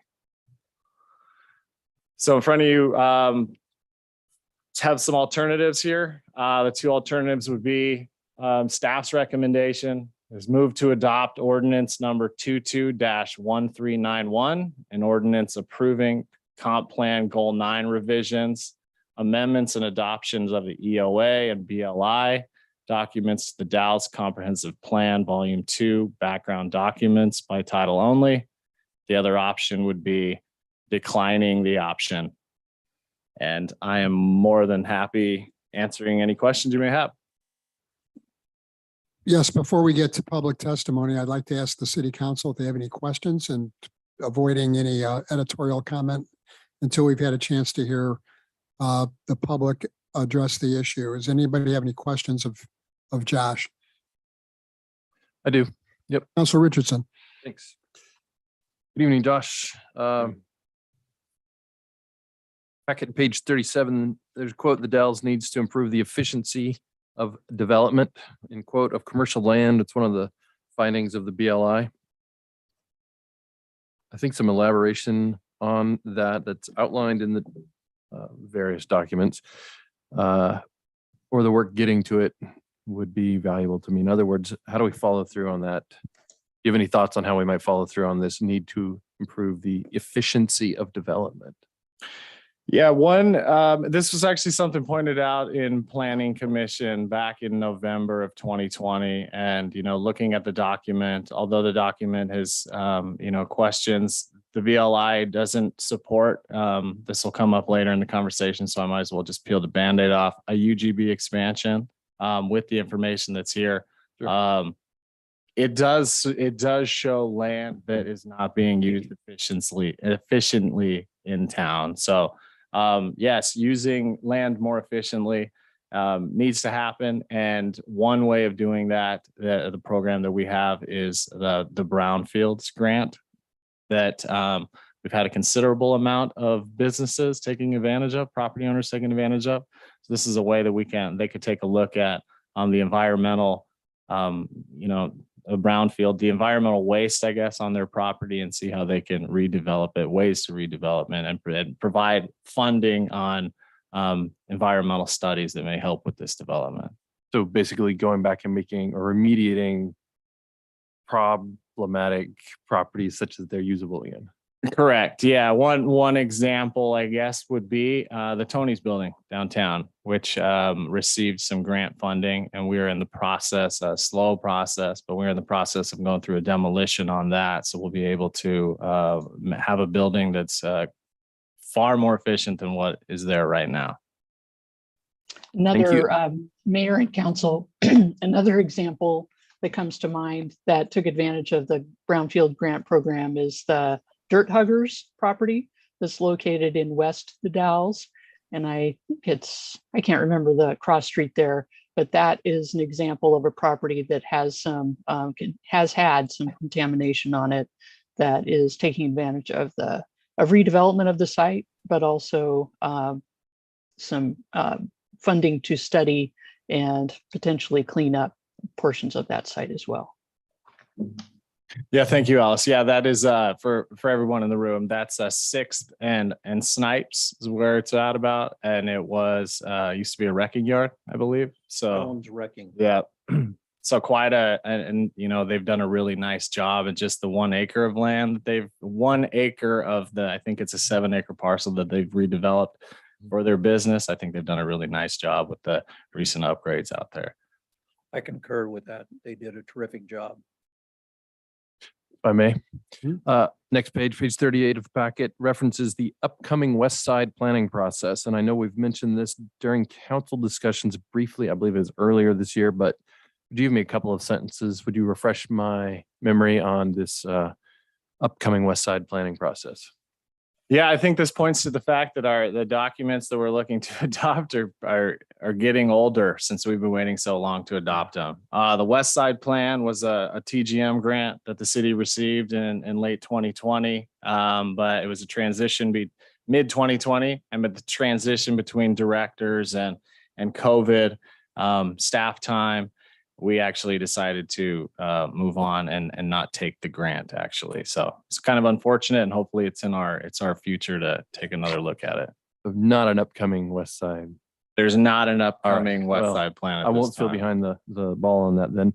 My last thing, I guess, is there's also a 5-year action plan referenced, and I believe it's included in our packet, page 71, covering the years 2019 through 2024. This is maybe not something that we need to cover tonight, but it would be helpful for me at least to briefly touch base on this 5-year action plan. That is, to have you touch base on this 5-year action plan and maybe give us some thoughts on the progress or the hindrances thereof, particularly since we had this pandemic in the middle of it. Maybe time to reflect on that and sort of say, here was our plan. This was the reality that hit us, and here's where we are now. And again, not necessarily tonight. That's just mostly a comment to you. Right, right. Yeah. So it's something that I think provides us with some good ideas, but not necessarily something that we will be touching on all of everything in that plan. We, will like to use the results and the communication we have with others, to be able to guide away and have an approach. But this was, like you said, something that it was a plan that, here we are talking about outdated documents. This was a plan from a 2019 to 2024 plan. So, here we are running up almost 2 years left on the thing. So I think it does provide us some good examples on how we can, we can take from it, but maybe not necessarily implement the entire plan all the way. Yeah, might be something, Mr. Manager. Mayor and consider. council, I just wanted to add that a few of these items have already been completed or are underway. And then I also know our city manager has been talking quite a bit about the Vision 2040 project and how that may inform future economic development activities here at the City of the Dalles. And there may be more opportunities in the coming weeks, months to enhance the staff and get more staff capacity and economic development. So it's a timely topic, and I think one that we'll be hearing more about as the Vision 2040 project gets adopted by you all in this fall. Thank you, Ms. Cannon. Thank you. Any other comments or questions before we move to public testimony? Council Runyon. Just a clarification, you said 175 was the total acreage and 125 was owned by Google. Is that correct? It might be 127 and 175. Right around there. Comes out to 71% or so? yes, I think, yeah, right around 71, 75%, I think is what was called out in the BLI. Just wanted to confirm that before we go to the public. Thank you. Can you, I know it's on your timeline up there. We had last discussed this in March of 2021. It was more than a year later that the Plan Commission took up the issue. Can you refresh our memories of why we went 14 months? I know we've gone through a extensive change in leadership and we had the COVID and pandemic issues. Could you elaborate on that? I can touch on that, and it's Josh is not responsible for that work. We just came down to staff capacity, and it was just what could we get to, and our capacity at that time in long range planning was limited, and so we had a break there where we weren't able to get that over the finish line. And there was also a question about initially when I started in fall or summer of 2020, 2 years ago, I initially recommended that we just put this on hold for a couple of years. And it was the Planning Commission and discussions with others that recommendation came forward to move ahead with the idea that adopting the data and having the data in hand is better than not having it, even if we don't like the results of it. So in any event, there was a little bit of a switch in thinking about this project as well, which caused some additional, time. Thank you. I just had one other question before we move to public testimony. The very first sentence in your staff report says, state law requires cities to periodically update and produce a 20-year inventory of buildable land for both employment and residential uses. So understanding that most of the attention to this subject is because of a suggested revision to our urban growth boundary. Isn't it true that we would have to do this regardless of whether or not we apply to the Department of Land Conservation and Development for an amendment to our urban growth boundary? We would be doing this anyway. Yes, you need to document that inventory of 20-year supply. Okay.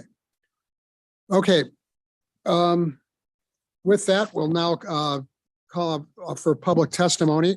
I'd like to ask if there was anyone in support of this ordinance? Is it an ordinance or a resolution?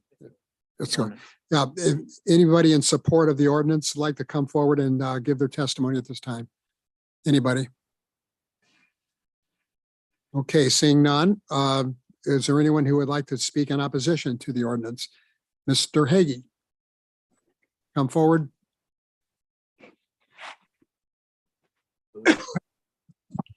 Over there. Over. I'll give a special microphone. Please give us the pleasure of introducing yourself. Okay, you can hear me. Okay, very good. I'm Scott Hagee. I'm actually a county commissioner. I'm not here on behalf of the county. We actually, in part, were not really aware of this happening. I wasn't aware of it anyway till Friday. So kind of we're a little bit behind the ball. But I did want to just kind of remind you that the city of the Dalles is really the economic engine for Wasco County. And it's, for me, the health of that economy is just utmost importance. And so whenever I do my work, I've been here since 1991. It has been really the focus of what I've been doing is trying to make sure that our economy is strong and that our citizens have the ability to kind of be able to have that opportunity in their lives. So I wanted to start with a bit of a disclaimer, just because I don't want people to hate me, particularly your staff and the council. I don't like the idea of coming up here and opposing anything, because I know that a lot of work has been done. We've been involved in a lot of that work a while ago, not so much recently, but I just want to make sure that I let everybody know, appreciate the work that has been done. I think there's a lot of good work that has been done. I am still very concerned about some of the information in this document, and I'll tell you about that now. I understand really the reason why wanting to get this done, the desire to get this behind you. But I really want to ask you the question. This document, if you pass it, is you're telling the world that the city of the Dalles has a 20+ year supply of employment lands. That's what you're saying. And I would ask you the question, do you really believe that the city of the Dalles has a more than 20-year supply of employment lands? And we'll get into that in a minute. But I think many of you, perhaps most of you, will agree that our community has a tremendous challenge in finding land for just about anything, whether we're talking about schools, parks, hospitals, public buildings, or whatever the community really needs or desires. It's always been a challenge. We do not, in my opinion, we do not have a tremendous amount of land. In fact, I think we have a pretty woefully inadequate supply of land today, and definitely not a 20-year or more supply of employment lands. And I think that really the key to this is obviously at the buildable lands inventory. And I think it primarily, this is something that I just kind of have, I don't know, I guess thought of, because we were involved, and as we went through the process with your consultants, and we were basically saying, hey, this doesn't seem like it makes sense, just kind of rational sense. And really what came back was, well, this is the way the state tells us we have to do it. So we have to determine what the classifications of these lands are, and we have to use this methodology that they describe. And so in our case, in your case, the city of the Dalles, one company owns over 73% of this 20-year supply of industrial land, for example. So that company is a very beneficial company to this community. I think they're a great member of this community. I support them wholeheartedly. This is not anything about kind of getting on them, but their business strategy is one of kind of land banking. So that's what they do, right? I mean, they're a huge company. They're a top 5 company in the world. And it's important for them to have enough land to do the work they need to do, which in our community, for better or for worse, is they purchased most of the property in town that was available. And I think if we were in their shoes, we'd probably do the same thing. I don't think they're doing it to be spiteful or harmful or anything. I think they're doing it because it's in their strategy and it's in their best interest. And obviously that's what they're trying to do. However, this 73% of industrial land is never going to be available to this community. One thing that Josh mentioned, and it was a change actually to your policies, I guess, and that was the first policy. And it talked about diversifying our economy. Okay, that's great. I totally and wholeheartedly believe that. Any of you that have been around for a while, we had Northwest Aluminum here, and I would say we were an aluminum company. And we did great during those years that Northwest Aluminum did great, and Harvey Aluminum and Martin Marietta. And we did horrible in those years that they didn't do so good. So diversification is critical. I am concerned that our diversification element is limited. Now we are, I don't want to say we're a Google town now, but because I love Google, but I think, we got a lot of shoes in the box of one industry and one company.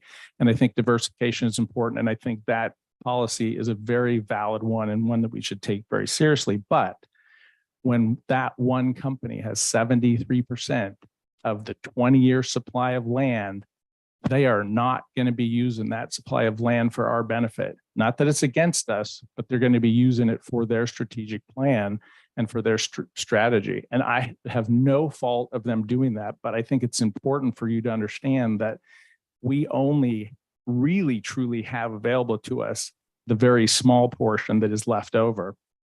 And I think others might talk about that. So I think this is a very unique situation. I don't believe this situation exists anywhere else in the state of Oregon. I don't think DLCD has ever experienced a situation where the 20-year supply of land is owned by one company, and not just one company, but one company of the size and stature of the company that owns the land in our town. Because honestly, think about it. The cost of the land, the taxes, everything else, it's completely not an issue for them. If that land was owned by other companies or many companies, they would be looking to, develop it, get a return, reduce their tax, a whole bunch of stuff. And the company that owns it now, that's not even on their plate. They're just like, we're holding that company, we're holding that land, and we'll be doing it until we need it. And it's not going to be, that's just the sheer fact. So I just wanted to let you know, I think it's unique.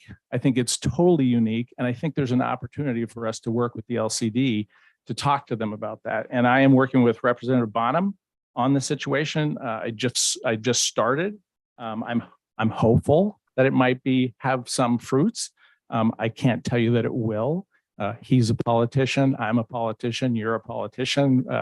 We try to do good things, but sometimes agencies and rules and a whole bunch of stuff come into play. But I did want to let you know that I got a note back from Representative Bonham today. I'm just going to read it.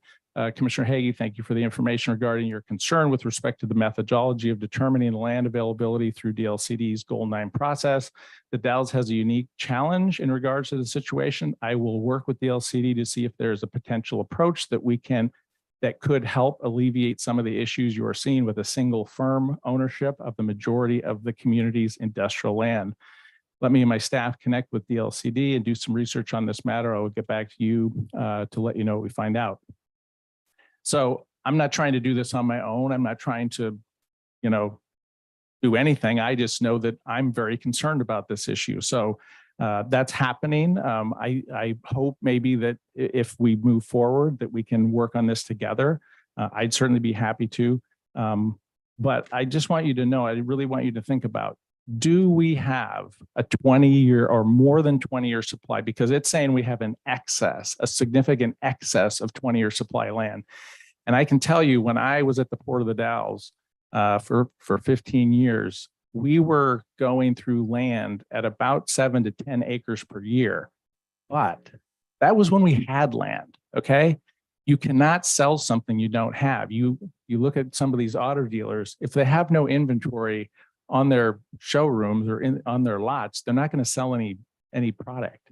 And I think the same is happening to us. We have no product anymore. We used to be kind of the darlings of rural Oregon when, the state and everybody was coming to the Dalles for a whole bunch of reasons, but part of that was because we had a product to sell. And I think we've done very well economically, and I hope we will do in the future. But I am very concerned that this document will basically limit our ability to help us move forward to try to figure out, and I don't think it's easy, but to figure out how we're going to, be able to actually have the kind of land that we need for the next 20 years. And I do not believe we have it now. Thank you very much for your time, and I appreciate you listening. Any questions for Mr. Hagee? I have a question. Council Runyon. As a former port commissioner and whatnot, and having gone through a lot of this, how do you feel about we've been put in a situation over the years of trying to expand the UGB. If this is passed as it is, what does that do to our case of going forward with that action?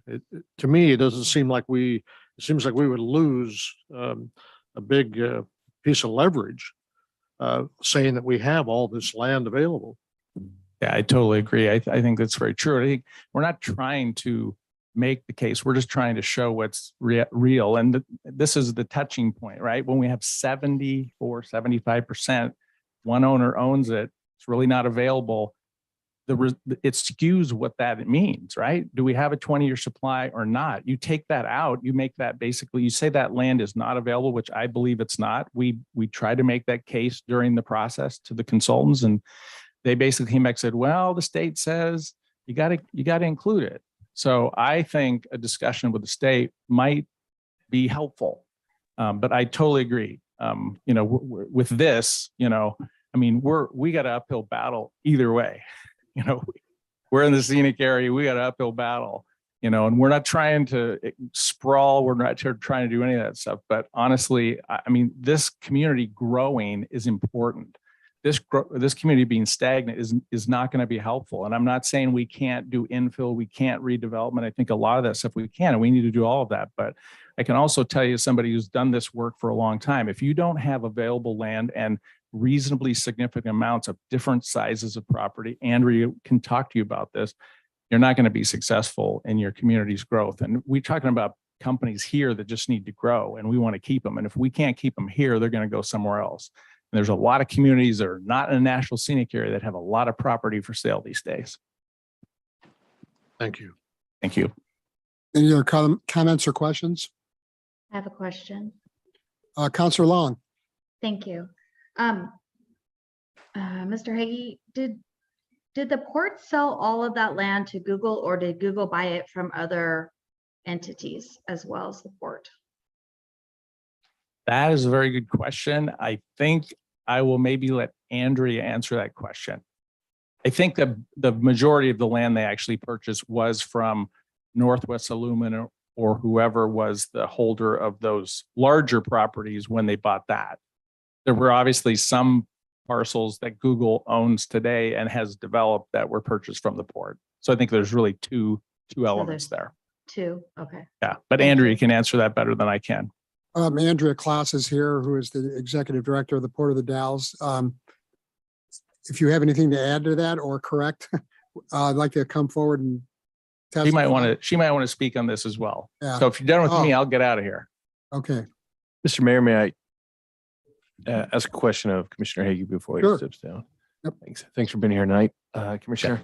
I don't have the, well, I have been in town a while, but I don't have the depth of a background of work on this issue. So I appreciate you being here and bringing these things out. But the facts aren't in contention, right? The 71%, 2%, the 48 acres of industrial land that's available. And that doesn't change whether we adopt this document or not. And in fact, it's highlighted in here. I guess trying to get what's really the problem. How does this really take the air out of the argument for the need for additional land that couldn't be covered in a letter or something of that nature, where we said, look, we followed the methodology and it says what you guys told us we need to say, but we also want to highlight these other things and make a case to you, whether it's the LCD or whomever. Yeah, that's a good question. I would say, from my perspective, that I think that the state's methodology is flawed. And I think that if we can have a discussion with them, they may determine that, yeah, you have a point. And that availability, the methodology that they use, maybe doesn't apply in this case. And I think it's very significant whether you adopt this or you basically get that correction before you adopt it, because if you adopt, my opinion, if you adopt this, you're basically saying you have a more than 20-year supply of employment lands. I mean, that's what the document says. That's what it all says. And I don't think that's true. In fact, I think Andrea can talk to it better than I, but I mean, there's not, I mean, the county just spent a lot of money buying a piece of ground that's in the scenic area, in part because we're trying to protect a piece of ground that's inside the urban growth boundary, because we want to be able to protect that. And, you know, I'm not sure how that's going to pan out, but it's so important to us, so important to me that we're willing to do that. So I think that we need to resolve this issue, whether Google's land is available or it is, I think it would be called committed, because in my opinion, that land is committed. It's not something the community can use. It's not something that's going to diversify our economy. It's going to add 75% more of that same industry and that same business, which I'm not against, but it's not going to diversify our economy. And, you know, your first policy is you want to diversify economy. Having 75% of the property going to one industry and one company is probably not what you want to do to achieve that mission.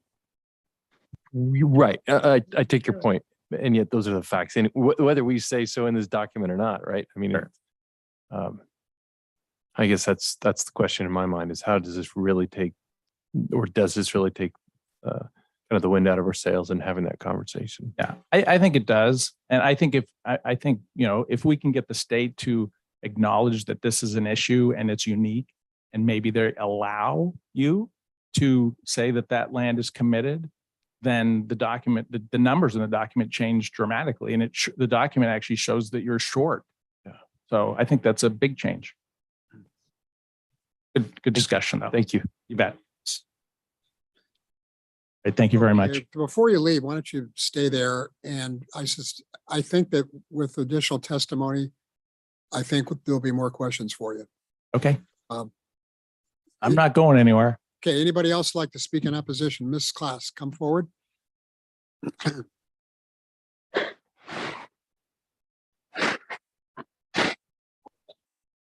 Thank you. So I'll say, like Scott, I found out about this on Friday, and so my comments are probably brief. But so first, Darcy, I want to answer your question. So Google did purchase 60 acres from the port. They purchased 30 in 2005 and another 30 in the new Taylor Lakes area in 2011. The property that we're talking about tonight, as you know, sort of how should it be classified, they did purchase from Northwest Aluminum. So the port was not part of that transaction.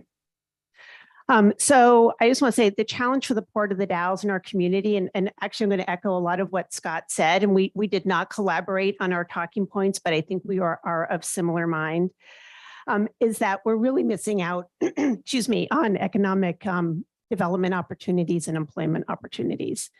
By accepting the buildable lands inventory as it does, again, there's that implication that we have 175 available acres for industrial development. But I was talking with Matthew earlier, and I said there's the academic answer, which is this 175 acres. And then there's the reality of boots on the ground. So when I get a call from a business that's looking for 10 acres, we do not have a 10-acre site. If I get a call from a business looking for 20 acres, 30 acre, 40 acre site, we don't have that. The most we have right now that is not Google owned property is about a 5-acre site. And so one of the things that I did is I just actually pulled some examples from both state leads and then local leads. And these are leads from April to September of this year, so very current. From the state. Green hydrogen plant looking for 177 acres, employing 500 people. Now that certainly is to the excess of what we would probably ever respond to, but just throwing that out there. Wood fiber plant, 20 acres. Another facility looking for 50 acres, 40 acres for a commercial light industrial project that would employ 30 to 50 people, 20 acres for food processing project. Locally, and again, I'm going to, sort of echo what Scott said, the majority of our local leads, like they call the port directly, are businesses in our region that are looking to expand. And again, we have been that choice. So we've been able to keep those jobs and those businesses, not only in the Dalles, but in our region. And you all know that we're a regional economy. So we do try to keep, work with anybody who wants to keep their business here. So from the Dalles specifically, the Dalles company looking to expand, they need 1 to 2 acres, a local food and beverage company, 1 to 2 acres, local manufacturer needed to expand 1 to 2 acres, local supply company looking to expand 2 to 5 acres, a second local food and beverage company, again, another 1 to 2 acres, a regional business. And so this is a company that is coming not from the Dalles, but from, again, in our economic region. They need 5 acres to stay in our area. And then outside, we've had a yurt company contact us recently, 1 to 2 acres, and a wood products company looking for 5 acres. We also have been receiving multiple crypto mining opportunities. As you can imagine, those you sort of have to take with a grain of salt, but we are sort of been an industry of choice or an area of choice because of our power supply here. But if I just tally up just sort of those that I read, that's 30 acres of land. What I can tell you is that we are in serious conversations with 3 of those local businesses looking to expand, which will take out about 6.5 acres. And, it seems tiny when we're talking about, sort of these big numbers. But when the port doesn't have that much land, that's going to leave us with about 16 acres to try to attract business, help local businesses continue to expand and grow in our region. And that 44-acre number is just so tiny when the port tries to work with all owners of property. And Councilor Richardson, you sort of asked about what does that mean on trying to be more efficient with the land. We work with any property owner that has some available land or an available building, trying to increase the infill and improve that development on that site. Brownfields is one. And so we really are trying to look at any opportunity to continue our economy growing. What I can tell you is that we have about 72 businesses, small businesses down on the port. They range in size from 2 or 3 person businesses up to, very, larger businesses that are 80 to 100 folks. We're employing or in the port area on the waterfront, there's, about 2,500 jobs down there. And again, going back to the time of Northwest Aluminum, we've been slowly replacing those jobs. It's taken quite some time, but we're losing that momentum. And I worry that when a local business comes to me and says, hey, we're on a half acre right now, we have this number of employees. Well, I'll give you a very specific example. I had a meeting last week. It's a local business. They've added a new line of business to their company. They have 21 employees. They expect that they're going to go up to 30, 35 employees. They need 1.5 acres to 2 acres of land. I can do that today. I'm probably not going to be able to do that next year. And I guess there's an urgency that I feel. I felt it for a while. Again, I was talking with Matthew today, just kind of brainstorming some things. And it's like, what's the tipping point to sort of get that urgency across to everybody else? And Councilor Richardson, sort of to your point, does it matter what the study says? Maybe not, but it's urgent. I don't know that I quite said that. Well, but it's urgent. If Google, I hear you. My question is actually how that urgency exists regardless of whether the BLI is adopted. So, right? That urgency has been there for this whole, I'm not arguing with you. I'm just saying that's the fact. But do you don't feel have that urgency? I take your point, but Okay. but we're not talking about whether you feel urgency. We're talking about whether to adopt the BLI. And I'm asking, how does that hinder if it does, how does it hinder the addressing of this urgency? The conversation? Yeah. Yeah. So if the Google owned property is moved to the committed column, it greatly changes the calculation of available land. But we've known this for a couple, But the study doesn't say that. The study doesn't say that. It seems like there's this potential conversational breakthrough. And I'm like, wait, we've been having this or it's been in conversation for a while. Why do we think now that we're on the verge? Is it just the right connections were made with? the Well, I state? think mean, actually Scott said it, it's like maybe we're thinking about it differently Friday, Saturday, Sunday, and tonight coming and talking to you. Yeah. That the conversation needs to go to DLCD because as Scott mentioned, and you all are very well aware, the consultants follow the guidelines that they're given. We are, I actually said it to Matthew, we're unique. The Dalles is unique on many, many, many levels. This is just like another area where fortunately or unfortunately, we're unique. And I feel like we need to put a pause on this, have a conversation with DLCD, see if we can get the Google-owned property moved to that committed column because they also recognize the uniqueness of the situation that we're in. And then next steps, if they are amenable to that, then what?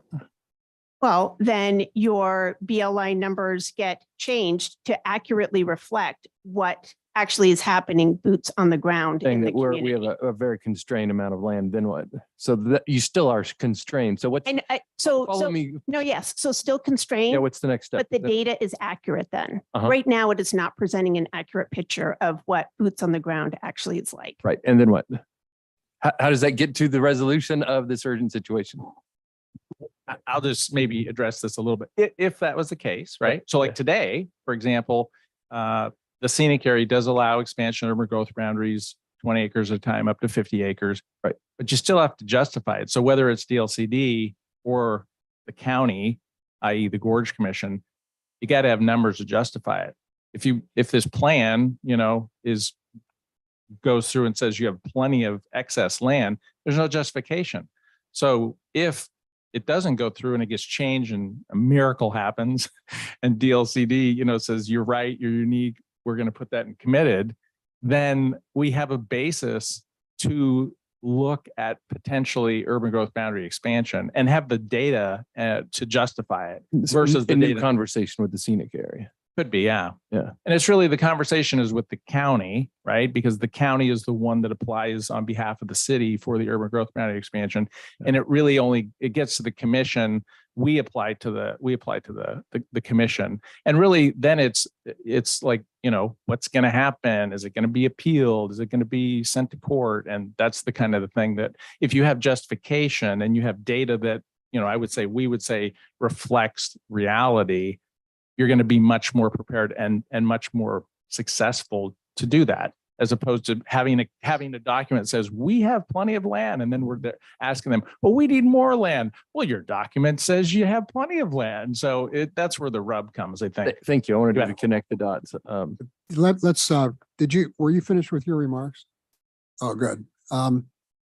So your point is the reason you went through these inquiries into more land available in the Dalles is because that is impossible to serve these inquiries without an expansion of the urban growth boundary.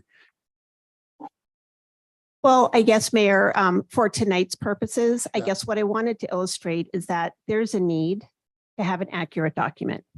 Right. And what I'm asking for is to put this on pause tonight, direct staff to work with, the city, have the city, the county, and the port work together with DLCD and see if there is a way that we can recognize the uniqueness of the Dalles and all our good stuff, and have that land that, again, is currently identified as vacant and available shifted over to committed and not available. Well, I have several things I want to point out, but before I do, I'll allow the people that do have a vote on this to ask any more questions of either the staff or Mr. Hagee. Should I close the public hearing first? No. Yeah. Any more public comment? Anybody? Ms. Farquharson, please come forward. Why don't you guys sit in the front row, because I suggest you might be coming up again.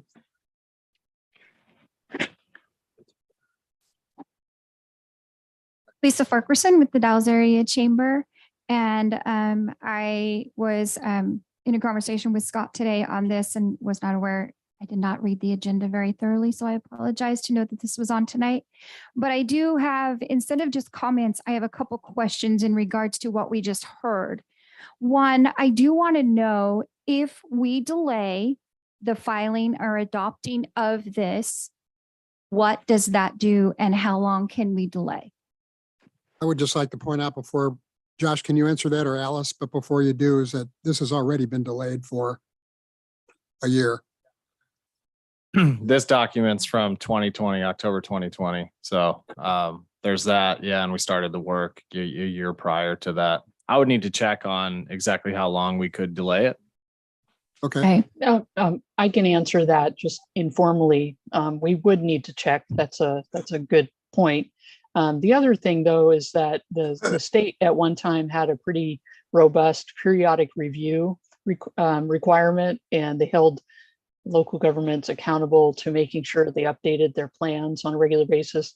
That has been paused a bit over the last few years. And so we're not under any particular deadline here. And it also was not a grant funded project.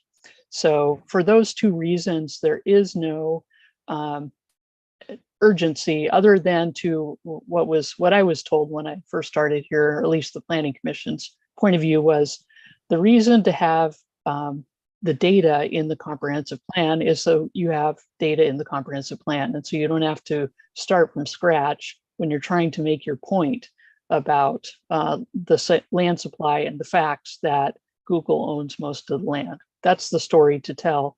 And having that data in the comp plan has some value, though there is no deadline. So that's the short answer. Okay. Thank you. Thanks.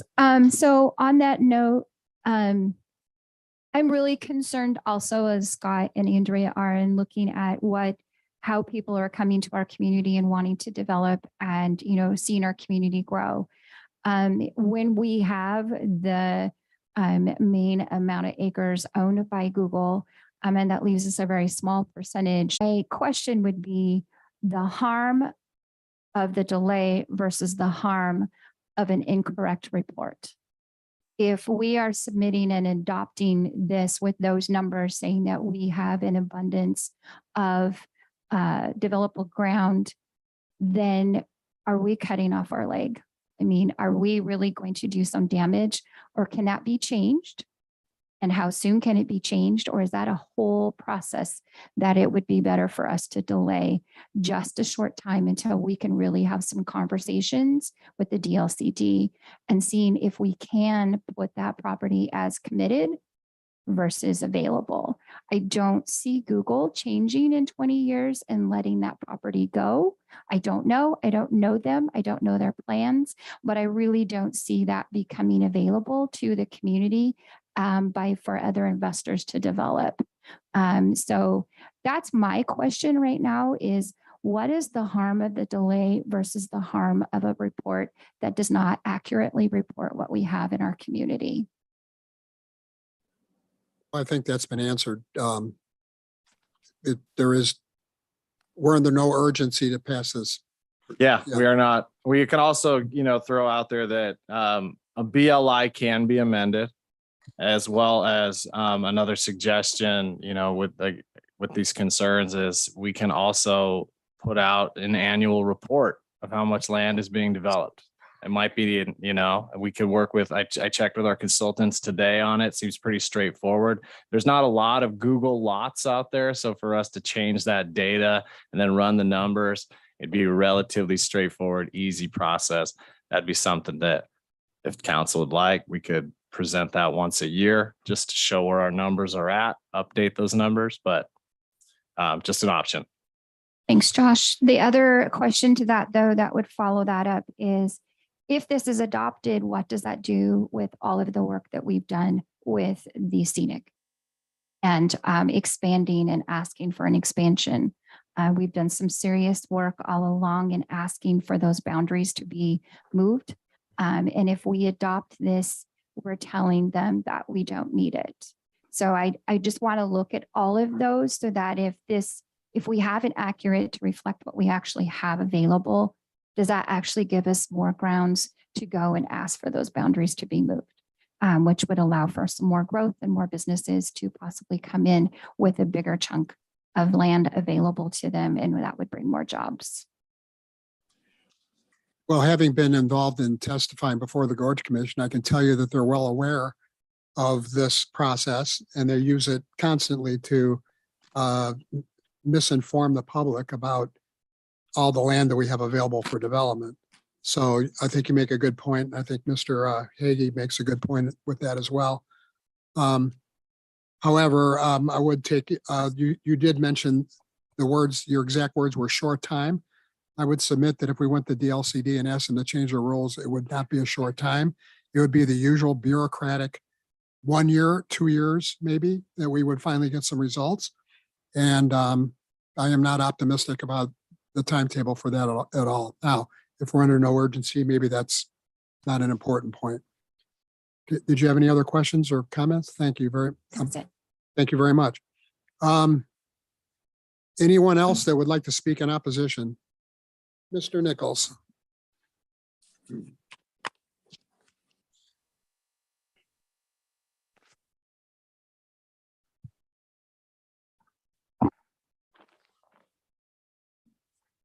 Thank you. I'm Roger Nichols, 1617 Oregon Street, and I serve as Wasco County's representative in the Gorge Commission, as I have for the past 11 years.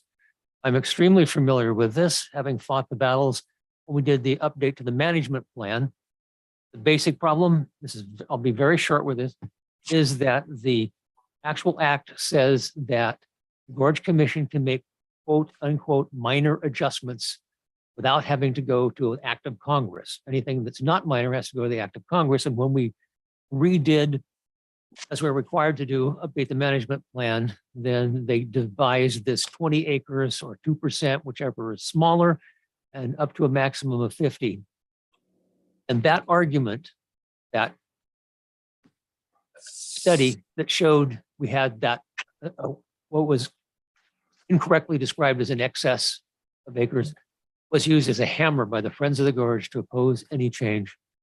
Just want you all to be aware of that, and locking in this is not going to help us in our struggle to do any kind of expansion. Thank you, Roger. I have a question. If this was to pass, you think it make any darn difference to the Gorge Commission at all?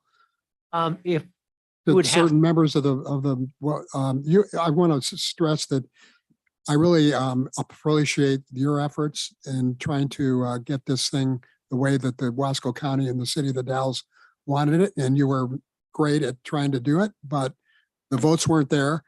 And I would submit to you that whether this is passed or not, it's not going to make any darn difference.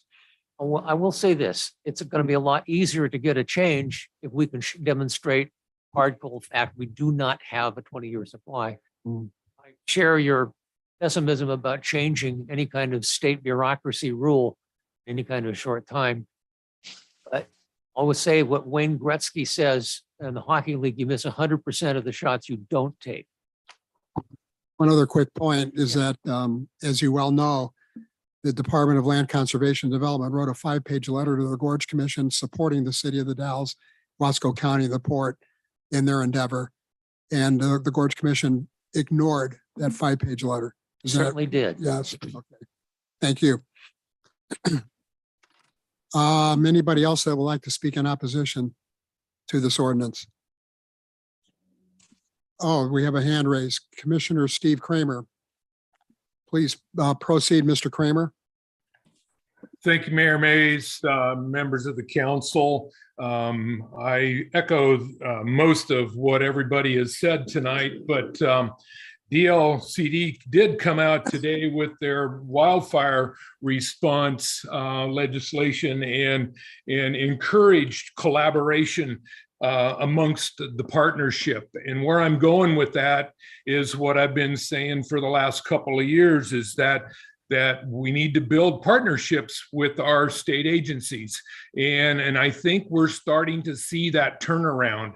And I think that we will have an opportunity to air this, but we as a community need to send the best report, the best reliable and accurate report that we can to these folks so that they have a clear understanding of what we're up against. And so with that, thank you for the time, Mr. Mayor. Thank you for your comments. Is there anyone else who would like to speak in opposition to this ordinance? Okay. Should I close the public hearing now? Or, okay, this public hearing is hereby closed. And it's time for the city council to deliberate. Does anybody have anything they want to say or any other questions for any of the people who so eloquently testified? Councilor Runyon? When I read the document, by the way, well done. I mean, it's been a long process. Alice will remember I was one of those that wanted this thing delayed as well. And there is no deadline on it, which is the main thing we're talking about. On the very first page 25 of 116, also listed as page 1 of 6, I underlined in the third paragraph of background, halfway through that paragraph, no modifications were recommended by either the commission or the council at these discussion meetings. Well, when we had the consultants here and county commissioners were here, city council folks were here, these same things were brought up at that time, but I don't see them noted anywhere. But there was a big discussion, and it was led mostly by Commissioner Haggie at that time, who has, he and Andrea have the real knowledge in this room outside of the city. And they've been doing this for years. Even having been on the Port Commission, my knowledge is still minimal compared to what those two professionals have. But I was really kind of shocked by that line being on that paragraph about nothing was recommended. Well, things were said. They sounded like recommendations, but apparently they were discarded. But there is no deadline. I agree with what Commissioner Haggie and Port Director Klaas are talking about. We need to have this question about the uniqueness of our land situation here clearly put before the Land Conservation and Development Commission and give them an opportunity. And our state legislature, who's willing to help with that, and a team of folks like the two of those and maybe a few others would be very beneficial. Because without that, once you have a document in place, even if there are rules about how it could be changed or updated or whatever, we all know it becomes harder and harder and harder. Better to have the fight up front to have the correct information in there. And I agree with Commissioner Nichols on the Gorge Commission too, that no matter what we do, and as you said, Mr. Mayor, they're not going to listen to us, certain groups that run rampant up and down our beautiful gorge. But we need to get the question answered. It's better to have accurate information in there. A worldwide company, which, I've had great dealings with them. I respect them highly and what they do. And there's just so many good things they brought to our area. They really have. But they are a huge landowner where this is just a fly speck on their budget. They're not going to sell this off in little tiny pieces. I just do not believe they ever will. So, because it's not important. They're a worldwide company. But for our little piece of heaven here, we need every opportunity we can get. And we need that ability to make the case that we need an urban growth boundary that expands so we have some room, because we really don't have available land now. And so I would not want this to go forward without that being expressed to that commission, to the LCD. Thank you.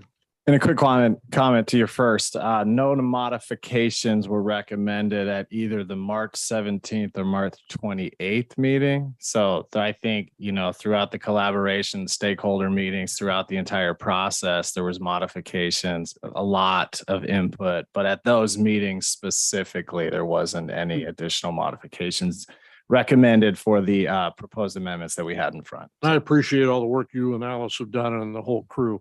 And by the way, I mentioned the other day to someone here, great job on the radio today as our interim Appreciate director.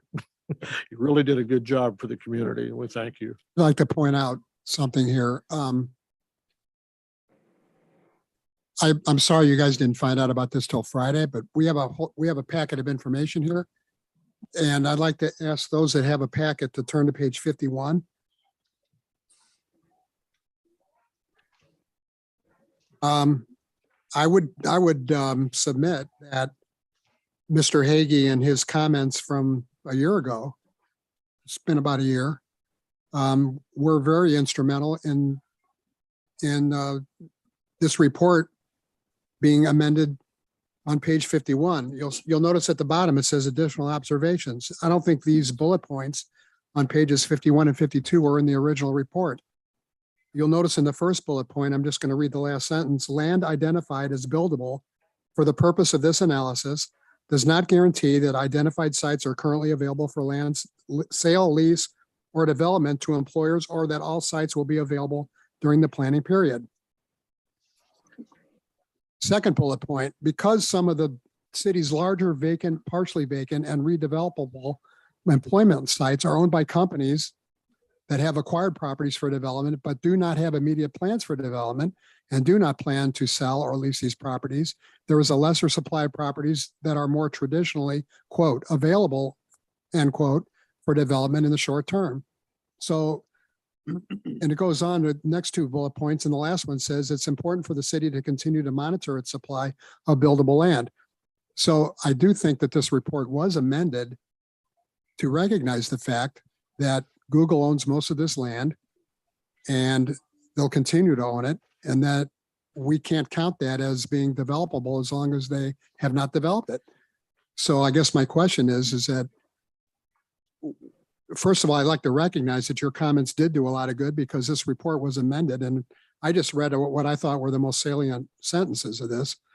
And my next question would be, at what point can we take that 125 acres off of the developable property list? Is it when they break ground? Is it when they, and we know they will, I mean, eventually. Correct. Yeah. I mean, I have, for everyone in this room, I probably have a little more information on where exactly projects are out there. And I would say it's, I think we're getting relatively close to a new project happening out there. Very close to a new project. I checked with, it's actually a unique question that even our consultant mentioned. It is unique to the DAOs.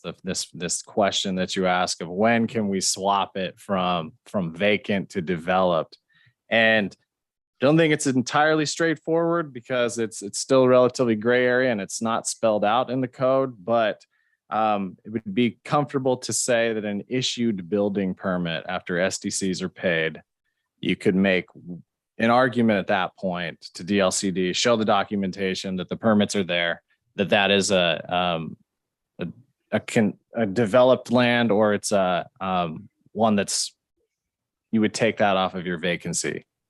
So We can take that to the bank. I mean, yeah, ultimately, I mean, it's just showing that documentation, because right now we can't show that anything's happening out there. They're just sitting vacant land. But once you can show that they've gone through, and they'll pay a considerable amount of SDCs. So I think once you hit that stage and you're paying that much money, you're going to follow through with building it out. And then there's a few other projects that are associated with Google that will probably be developing relatively soon too.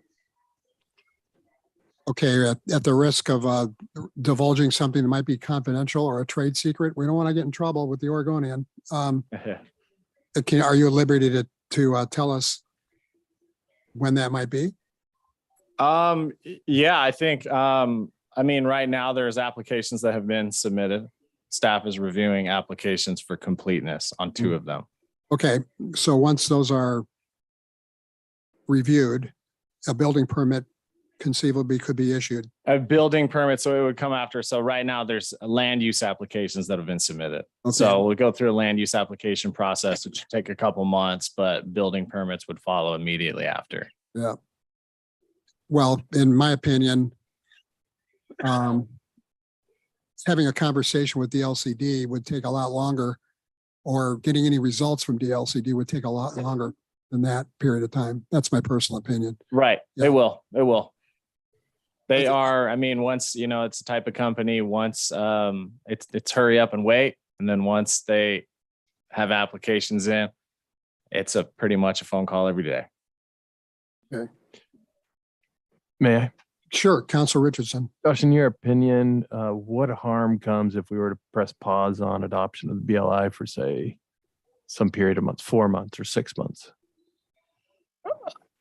I don't see much harm in it.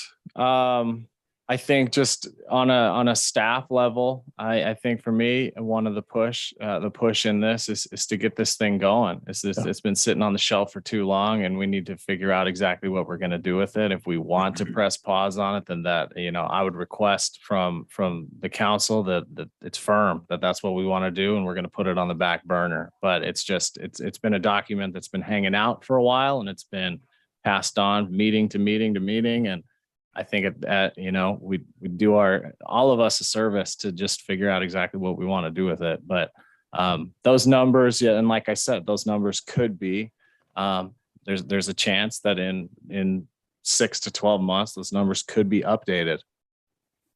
So What I would add to that is if we were to hit a pause on this item for a particular period of time, for a particular reason, that when that time expires, that staff has the direction to pick it up and move forward with whatever direction or the reason that we hit pause for. And so if we are hitting pause to allow certain developments that we know are coming down the pipeline to go forward, I'd want to have staff direction and be in a position to re-engage with the consultant that we had brought in several years ago to take that new information into account and to do necessary changes or updates that may result from that pause. I don't necessarily want to be back here 6 months from now being in the same spot.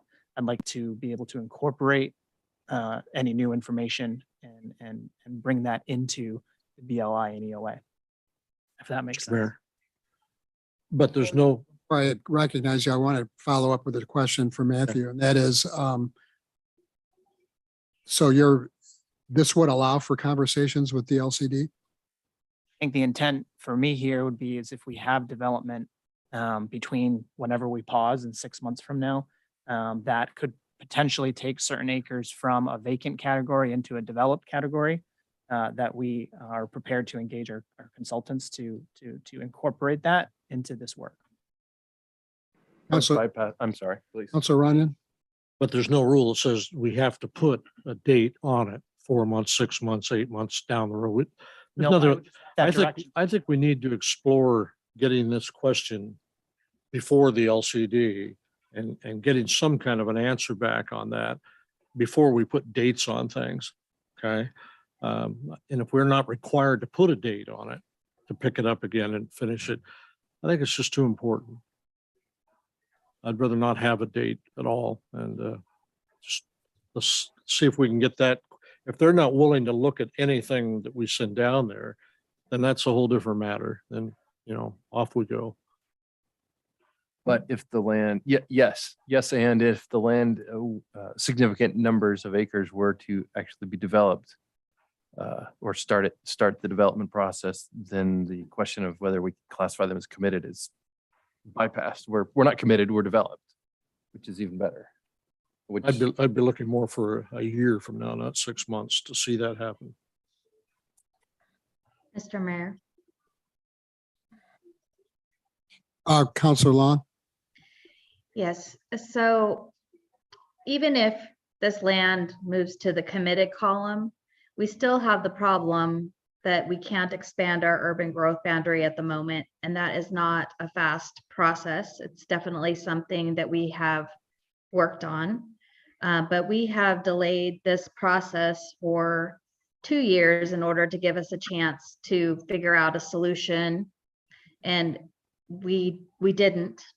Where we're at now. And I propose that it's more important to have a comprehensive plan for the city that reflects the reality, and then continue to working on changing it or doing what we can, because we just can't, we hope for the best, but we need to start planning for the worst. What if this is what we have? We need to plan for the economic development of the Dalles now. what if we had done that 2 years ago and we were further along with a different plan? We may not be doing industrial development for the near future. We may have to look at other economic development for our community. And I think the sooner we all accept where we're at, then the better. I'm not saying give up on trying to change things through the Gorge Commission but it's not a fast process. And this is a long-term thing, and our community needs economic development sooner rather than later. Thank you. We need a plan. Is there I see staff members pointing to their watches, and Yeah, is there a time problem here? 8 o'clock, we have 1 minute. For what? Normally there's a, 30 more minutes. oh, all right, 30 more minutes. Let's correct that. For the whole meeting, not just Yeah, yeah. this? Okay. I would suggest that if we do go to DLCD, and Mr. Hagee, I would ask that you lead the contingent, of which I would be happy to attend. If you're going to be talking to them about changing their rules, perhaps you can ask them why they can't make a decision on an urban growth boundary without having to ask the Gorge Commission. I mean, that's their decision, isn't it? Yeah, he's nodding his head for the record. Okay, so we can add that to the agenda? Okay, Mayor Mays. Counselor McLaughlin? I just want to make a statement. After careful review of the buildable use study, I've concluded that insufficient land is available within the urban growth boundary. Many of the areas suited as buildable are not suitable due to factors that are not calculated accurately in the total overall report. I agree that the methodology directed by the state of Oregon is flawed. The Department of Land Conservation and Development states that the purpose of Goal 9 planning is to make sure cities have adequate land available to realize economic growth and development opportunities. Goal 9 also requires the DAOs to have a working inventory of areas suitable for economic growth where public infrastructures are available. I believe this inventory is overstated and question the passage of this ordinance. At this time, with additional communication with state agencies, I believe that a more accurate outcome is possible, but we need to have additional time. So I'm in favor of a pause. Okay, I'd also like to point out that we have an election coming up where a new governor is going to be elected. Could this require that new leadership at the DLCD level, and that it's possible that they're going to say that they're not going to even meet with us until January? Anybody? No? Yeah. Okay, did you just make a motion? No, I did not, but I was just making a statement because we're trying to give input into the direction. Okay. Well, at this point, I'm hearing at least two members of this council would like to have a delay in passing this ordinance. Anybody else want to weigh in? Yeah, I'll weigh in. I also support a delay. I think the process works usually, but it's a one size fits all. And I think there's inadequacies that need to be addressed. And I think it's worth the effort to try to fix those inadequacies. Okay, how long is the city council willing to put this on pause? I mean, are we going to wait another 3 months, 4 months, 6 months, 12 months, 24 months? How much time are we going to give Mr. Hagee and others how long are we going to give them? How much time to go to DLCD and talk to them about the two subjects that, or at least I see that being on the agenda? Well, going off of Councilor Runyon's comments, we may not need to specify a specific time. I could certainly incorporate periodic updates in my city manager's report as to the progress that we're making and see how things go. I'm in favor of periodic updates. Okay, Councilor Runyon's nodding his head.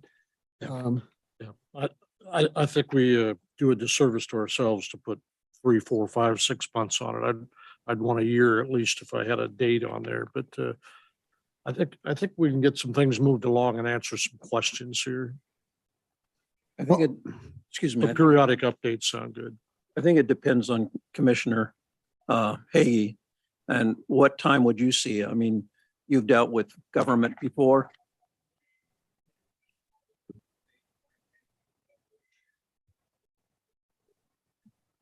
Mr. Mayor, We can't hear I, you. Scott, can you come before, yeah, We need the mic. Oh, I'm sorry. I'm sorry. I actually was not thinking of the election. And that is a germane point. And I say that because oftentimes if and when you have a changing of the governor, many time directors change as well. So, and my discussion with Representative Bonham was he was going to be talking with the director of the LCD. So when you mentioned that, I was like, oh, yeah, I don't know. But I mean, I think we definitely need to go to the end of the year because I think we need to get past the election and into the next, whoever the next governor is potentially. But at the same time, I do think our initial discussions will give us some indication. And if it's just like, no way, no how, never going to happen. Here's the 100-page document as to exactly why we do this. We may have our answer. So I think we'll have an indication shortly, but it could take a while, as you mentioned. well, I'll just make a prediction here that Google will start developing their land and will be getting a building permit before we get any kind of semblance of a straight answer out of the LCD. That's my prediction. Okay. Mr. Mayor, Counselor Long. thank you. So I just want to point out that if the city council is deciding to hold on this, and Scott Hagee came before us and specified that he was before us as an individual and not a commissioner, and that the county commission has not agreed to take this up as a project that they are taking forward to the LCDC, the city then needs to step up and take the role of trying to make this happen. If we're saying we're not going to pass the comprehensive plan until this change happens, then that's on us to try to make it happen. Don't you think? Well, it is a city issue. It's our report. Yeah. I mean, I'm just saying, I don't Yeah. think we should say we're going to wait until somebody else makes the changes for us and not set a date for when we're going to complete this. I think we need to be either more active in it or we need to set a deadline. I don't disagree with that. I think this, Mr. Hagee came before us to point out that the LCD should have some weigh in on this. And I, for one, would be happy to lead a contingent, but I certainly would like to have the county support. One option that you may have, Mayor Mays, is directing myself and staff to reach out to our local partners, Port of the Dalles and Wasco County, and enter into some conversations with them about how we may proceed forward. And the city staff having a role in that outreach to DLCD and evaluating some of those options. And I apologize, Darcy. I didn't want to overstate I literally just found out about this meeting. I mean, that's on me on Friday, worked over the weekend. Tyler Stone's on here, our CEO, or we have another commissioner. I'm fully believe we will support and work with you in concert for sure. I believe that, Scott. I'm just saying as a point, it doesn't make sense for the city to basically hand that off at this moment to a private citizen without some kind of follow-up, which I believe that our city manager just addressed. I mean, I guess that's just my point, is if we're going to say we're not going to make a decision, then we also have to take some kind of action that we are responsible for as a city council. Okay, and I think, as you point out, Mr. Klebs has come up with a really good suggestion. Councilor Richardson.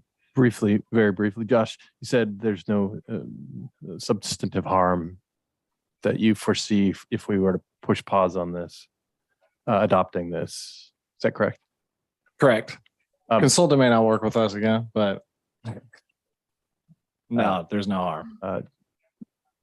My other question is if a building gets started on a major project that changes the number of available acres, how big of a rewrite of these documents does that entail? Is it just changing a few numbers, or are there other sort of hidden consequences? Should be, yeah, it should be changing a few numbers. So ultimately, these numbers that they're getting, they're entering, it's all in a GIS database.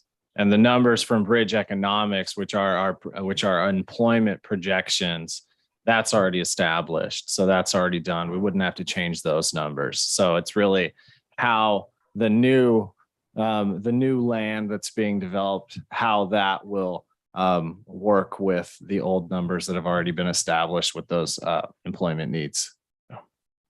Thank you.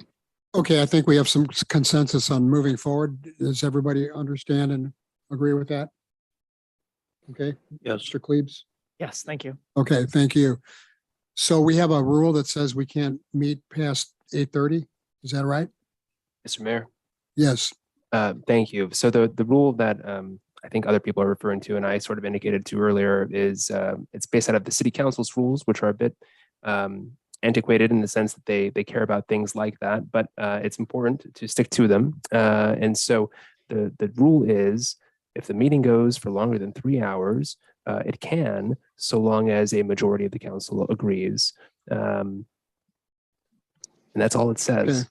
So before we go any further, we need to have a motion to extend that period past 8:30, or we have to look at what's left on the agenda and prioritize, and that within the next 21 minutes, decide which of these can wait till September 26th and which of these have to happen tonight. Might I suggest noticing or continuing on with the publicly noticed public hearings that are scheduled at the very minimum, ZOA 102-22 and the special ordinance connected with the annexation 22-595.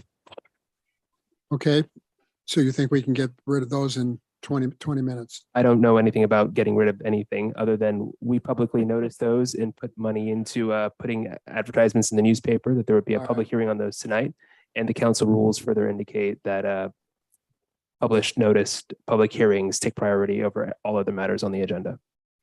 Okay, well, Mr. Mayor, I'm going to say, just for me, I'm going to say the DNR lease at the airport is important. I feel like we ought to plow through and make that happen. okay, Yeah, I'm Why don't we- sorry. why don't And we- I feel like the library needs theirs. They've been waiting for a month to get approval and the price keeps going up. So well, we're gonna have to extend. I think that pretty well decides the issue here. Somebody's gonna have to make a motion to extend the 8:30 I deadline. make that motion to extend as required, and as needed. Second. Okay, it's been moved and seconded to extend the 8:30 deadline as much as we need. Is there any discussion? No. All those in favor of the motion, please say aye or raise your hand. Aye. All right. Motion passes unanimously. All right, everybody can take a deep breath. What's the matter? Dan and Rod. Is it possible to adjourn for 5 minutes and just clear Boy. our heads and such? Yes, I think we can take let's make it a 10-minute break because there's only one bathroom upstairs. And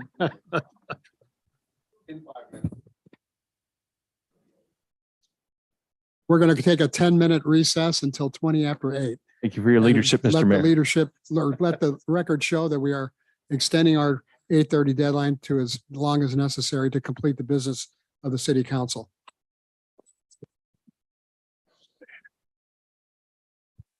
We need to do a motion on this ordinance and then resolve that.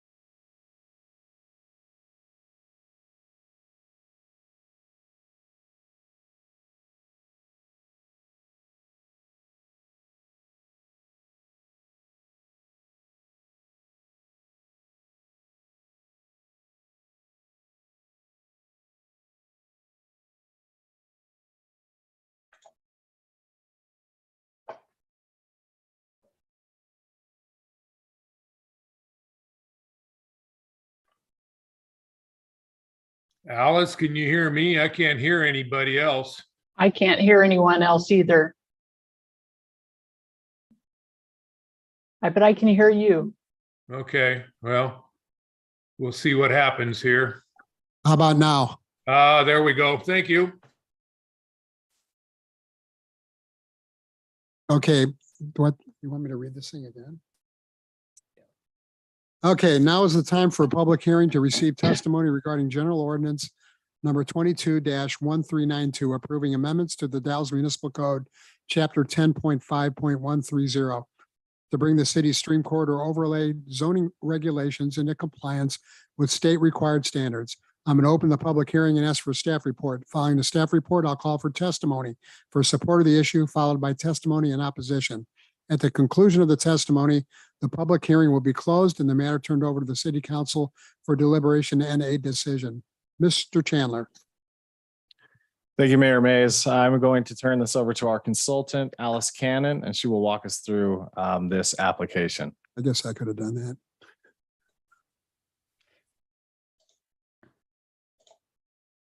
Good evening, Mayor and members of council. It's a pleasure to be here and nice to see all of you again. Can you hear me right now? Yes. Yes. Okay, thank you. Let me start my PowerPoint here. If I can see it. There we go.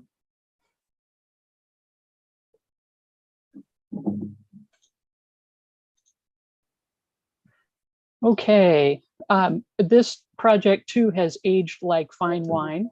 So this project has a lot of history. This is a set of stream corridor code amendments. This project actually dates back about 10 years prior to 2021, which is the history you see here. Back in 2011 or so, there was it was called the Miles Creek Basin Plan that was adopted by the Department of Environmental Quality.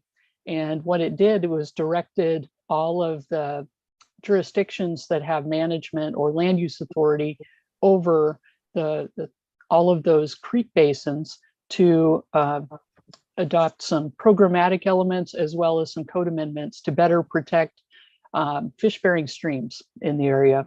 And so I'm going to talk a little bit more about the code amendment that is required here. But what you'll notice is that in 2021, there was an implementation plan that was the first step. And we had that adopted here at the City Council, or Planning Commission recommended that City Council adopt that. And in September of 2021, Council ultimately did that in November of 2021. And from that point, we moved into adopting or crafting these code amendments that were part of the implementation plan in the spring of this year. And we had a hearing before the Planning Commission, who recommended unanimously to adopt these stream corridor amendments on May 19th. So as soon as I can move this forward, okay. So the current stream corridor protections actually match up really well with statewide requirements. Almost every jurisdiction in the state of Oregon has a 50-foot development setback from the top of a bank. And ours is called a stream corridor overlay. Different cities do it differently. In our particular city, we have two ways that corridor, the setback can be reduced, and it's through a stream corridor setback modification and through a hardship adjustment. And this amendment is proposing to modify how those two exceptions, modify those exceptions to bring them better into compliance with state law, but also better protect the streams. Hey, Alice, So- real quick. Yes. Are you by chance going through slides here? I don't know. Yes. It's not showing up on our end as far as progressing through any slides.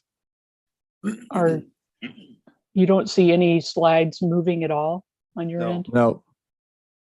Oh, boy. Okay, so let me unshare then. Try this again. Thank you for letting me know.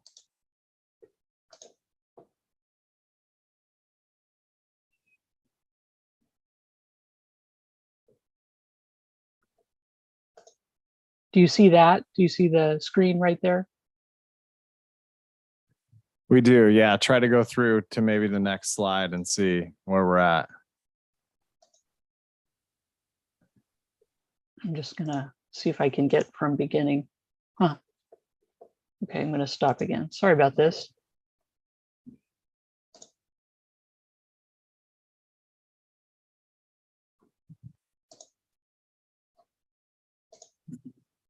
Okay. Huh. There you go. I can see that slide, Alice. Is that the first slide? It says current stream corridor protections. It's like the third, but that's okay. I think this is where you were. Okay, current stream corridor protection. So we have 3 creeks that are part of this, our stream corridor overlay, that are part of the protections that are in our code. And like I said, this is a statewide requirement. And there are 2 ways that the setback can be adjusted. And it's through a stream corridor setback modification and a hardship adjustment. Well, this is really hard for me. Let's see, there we go. Okay, so what you'll see is you see I'm going to show you an aerial map that shows the stream corridor for Chenoweth Creek, which is on the west side of the city, and then Mill Creek, which is in the middle portion of the city, closer to our downtown, and then 3 Mile Creek, which is on the further east side. You see the tie plant there. And the amendment number 1, if I may say so myself, I think that our code, the current code, is very permissive and offers a lot of exception opportunities, and one might argue it goes overboard. And so I think DEQ recognized that and is recommending that we remove some of those hardship opportunities or those setback modification opportunities to not be so permissive. So the recommendation here is to remove this opportunity altogether. To this stream corridor setback modification gives the planning director an opportunity to reduce the setback. And we're recommending that this go away altogether. And this was directed by the state as well.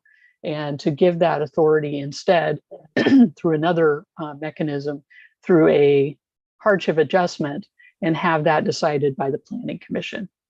So the recommendation here is to take the maximum, instead of having a maximum adjustment of up to 67%, have that hardship adjustment reduced to a 40% modification, so that would result in a 30-foot setback as opposed to a 16.5-foot setback.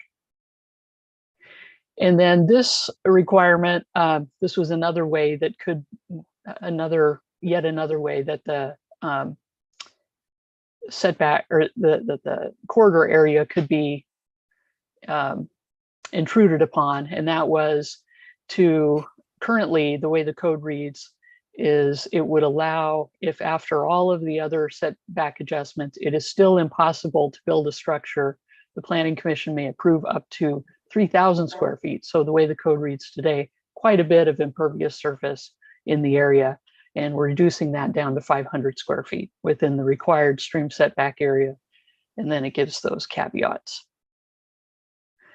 So the Planning Commission, we spent a lot of time, as I said earlier, looking at the implementation plan, and then the Planning Commission offered very little comment on this. They believed it was reasonable. A couple of the Planning Commissioners own property along a stream corridor, so we were very interested in their thoughts, but they thought this was reasonable with unanimous recommendation to you to approve ZOA 105-22 to amend this section of the code.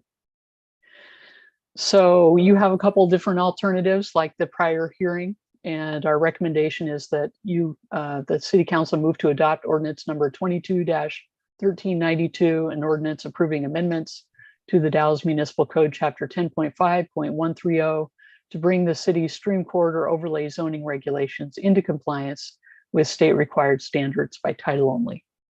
So that concludes my presentation. Happy to answer any questions you might have. Okay.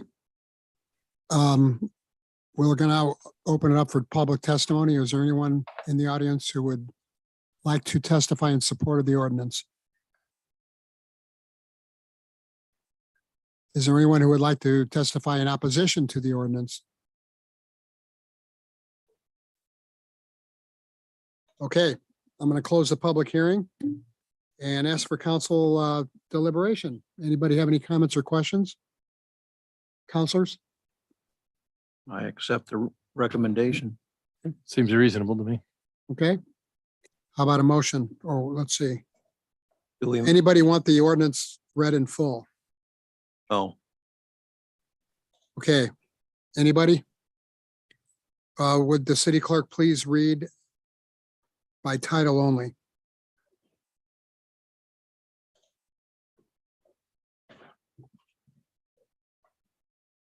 Special ordinance number 22-595. No, I'm sorry, Izetta, that's not the, yes. Ordinance number 22-1390. mhm.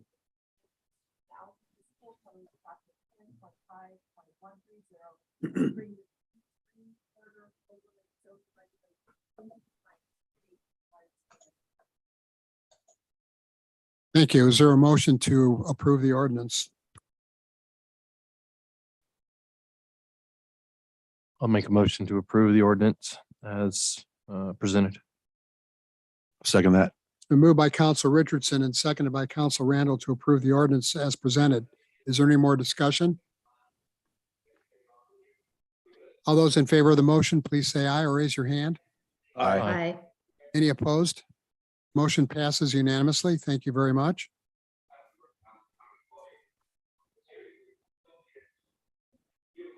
Okay, now we're considering item 10C. Now is the time for a public hearing regarding proposed annexation of property into the city limits.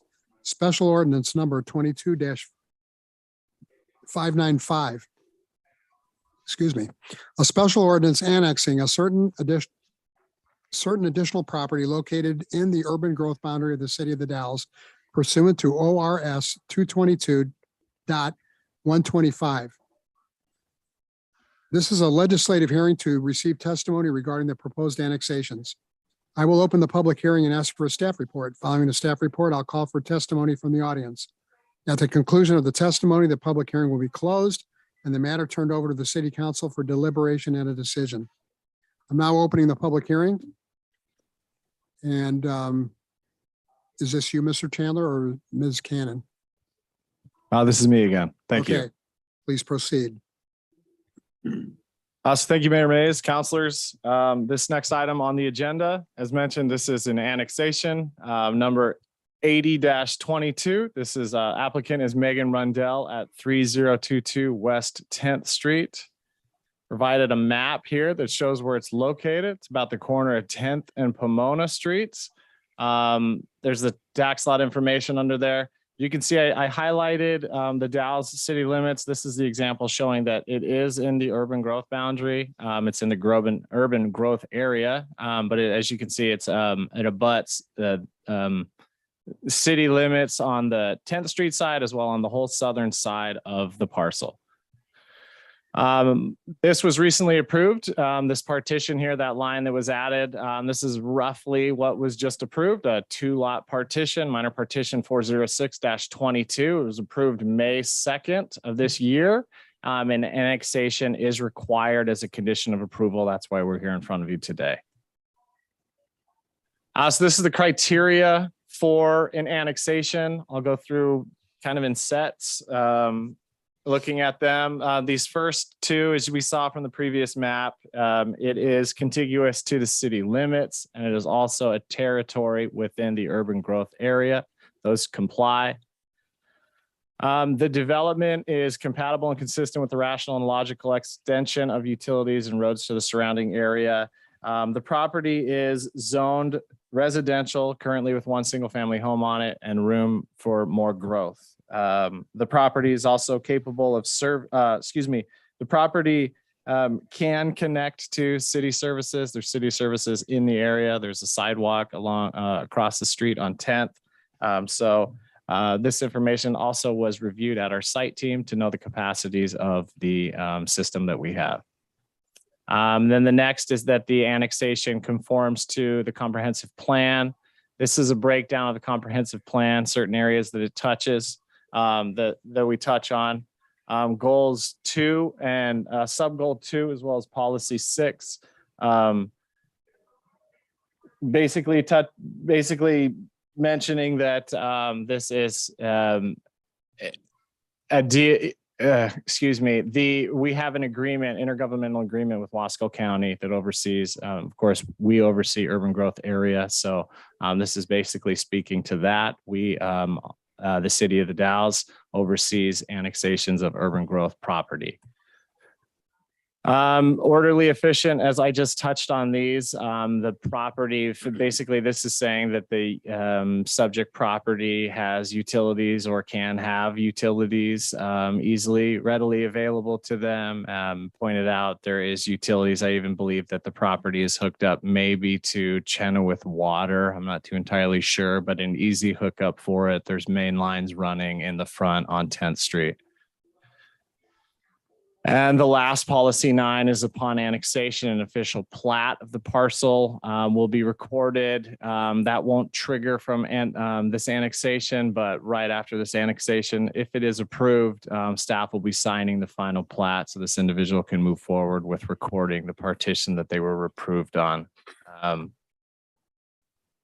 Council alternatives, staff's recommendation is moved to adopt this ordinance, an ordinance that annexes this property 3022 West 10th Street. The other option would be declining the adoption. And I can answer any questions. Okay, first we'll take testimony. Is there anyone that would like to testify in support of the ordinance? Is there anyone that would like to testify in opposition to the ordinance? Okay, I'm now closing the public hearing. No wishes to testify. I'm closing the public hearing. And now opening up for council deliberation. Questions or comments for our staff? No. Anybody want to make a motion? Like the motion. In. Special ordinance number 22-595. That's the right one.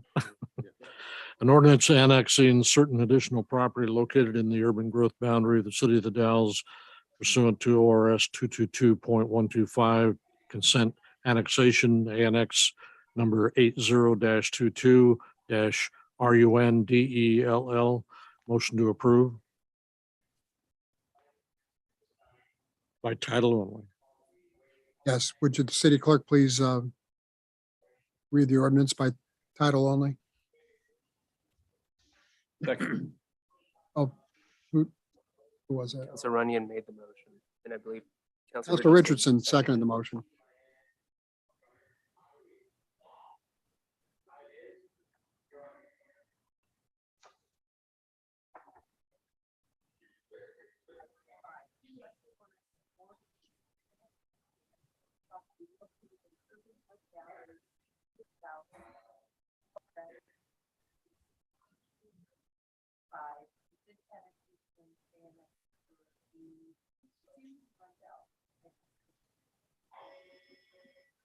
Okay, it's been moved and seconded to approve the ordinance. Is there any more discussion? All those in favor, please say aye or raise your hand. Aye. Aye. Opposed? Motion carries unanimously. Thank you very much, Mr. Thank you. Chandler. Next on the agenda is authorization to purchase a new outreach and bookmobile for the library. I believe we have our library director present. Good evening. Here he is. Please introduce yourself, Jeff. Jeff Wavernack. I'm the library director. Okay. So I'm looking for approval for the bookmobile outreach van. I talked about it at the budget meeting. We put the money in the budget for this current fiscal year. It's something the library board really felt strongly about. They were willing to switch library district funds from the county budget to the city budget so we could purchase the outreach vehicle. And luckily, we were able to get a good price through Omnia. It's a buying consortium, and it enabled us to save quite a bit of money. So we're anticipating using the outreach vehicle basically every day. We want it on the road every day, and everybody's pretty excited by it. Any questions? Any questions for Jeff? Oh, Just refresh me as to the cost of it, just so we have it in the record. It's in the staff report, I I believe, the I can't find that in this mess. 219,000. $219,689, Thank you. not to exceed. I have no objection. 240,000 is included in the line item.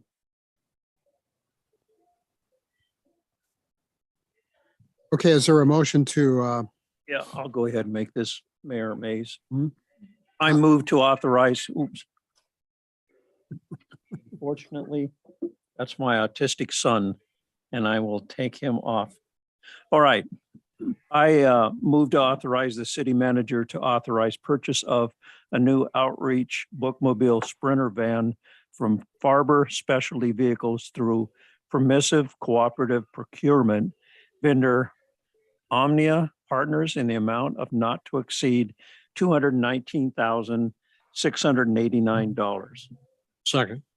it's been moved by Counselor McLaughlin and seconded by Counselor Runyon to authorize the purchase of the outreach bookmobile. Is there any discussion? All those in favor, please say aye or raise your hand. Aye. Aye. Opposed? Motion passes unanimously. I'd like to also acknowledge one of the board members is here, Corliss Marsh. Welcome. Thank you for coming. And I also like to recognize the outstanding things happening at our library. Thank Well you. put. Keep up the good work, Jeff. Thanks a lot. Have a Okay, good next night. on, thank you. Good night. Next on the agenda is approval of a new lease agreement at the Columbia Gorge Regional Airport. Mr. Renard, you want to come forward?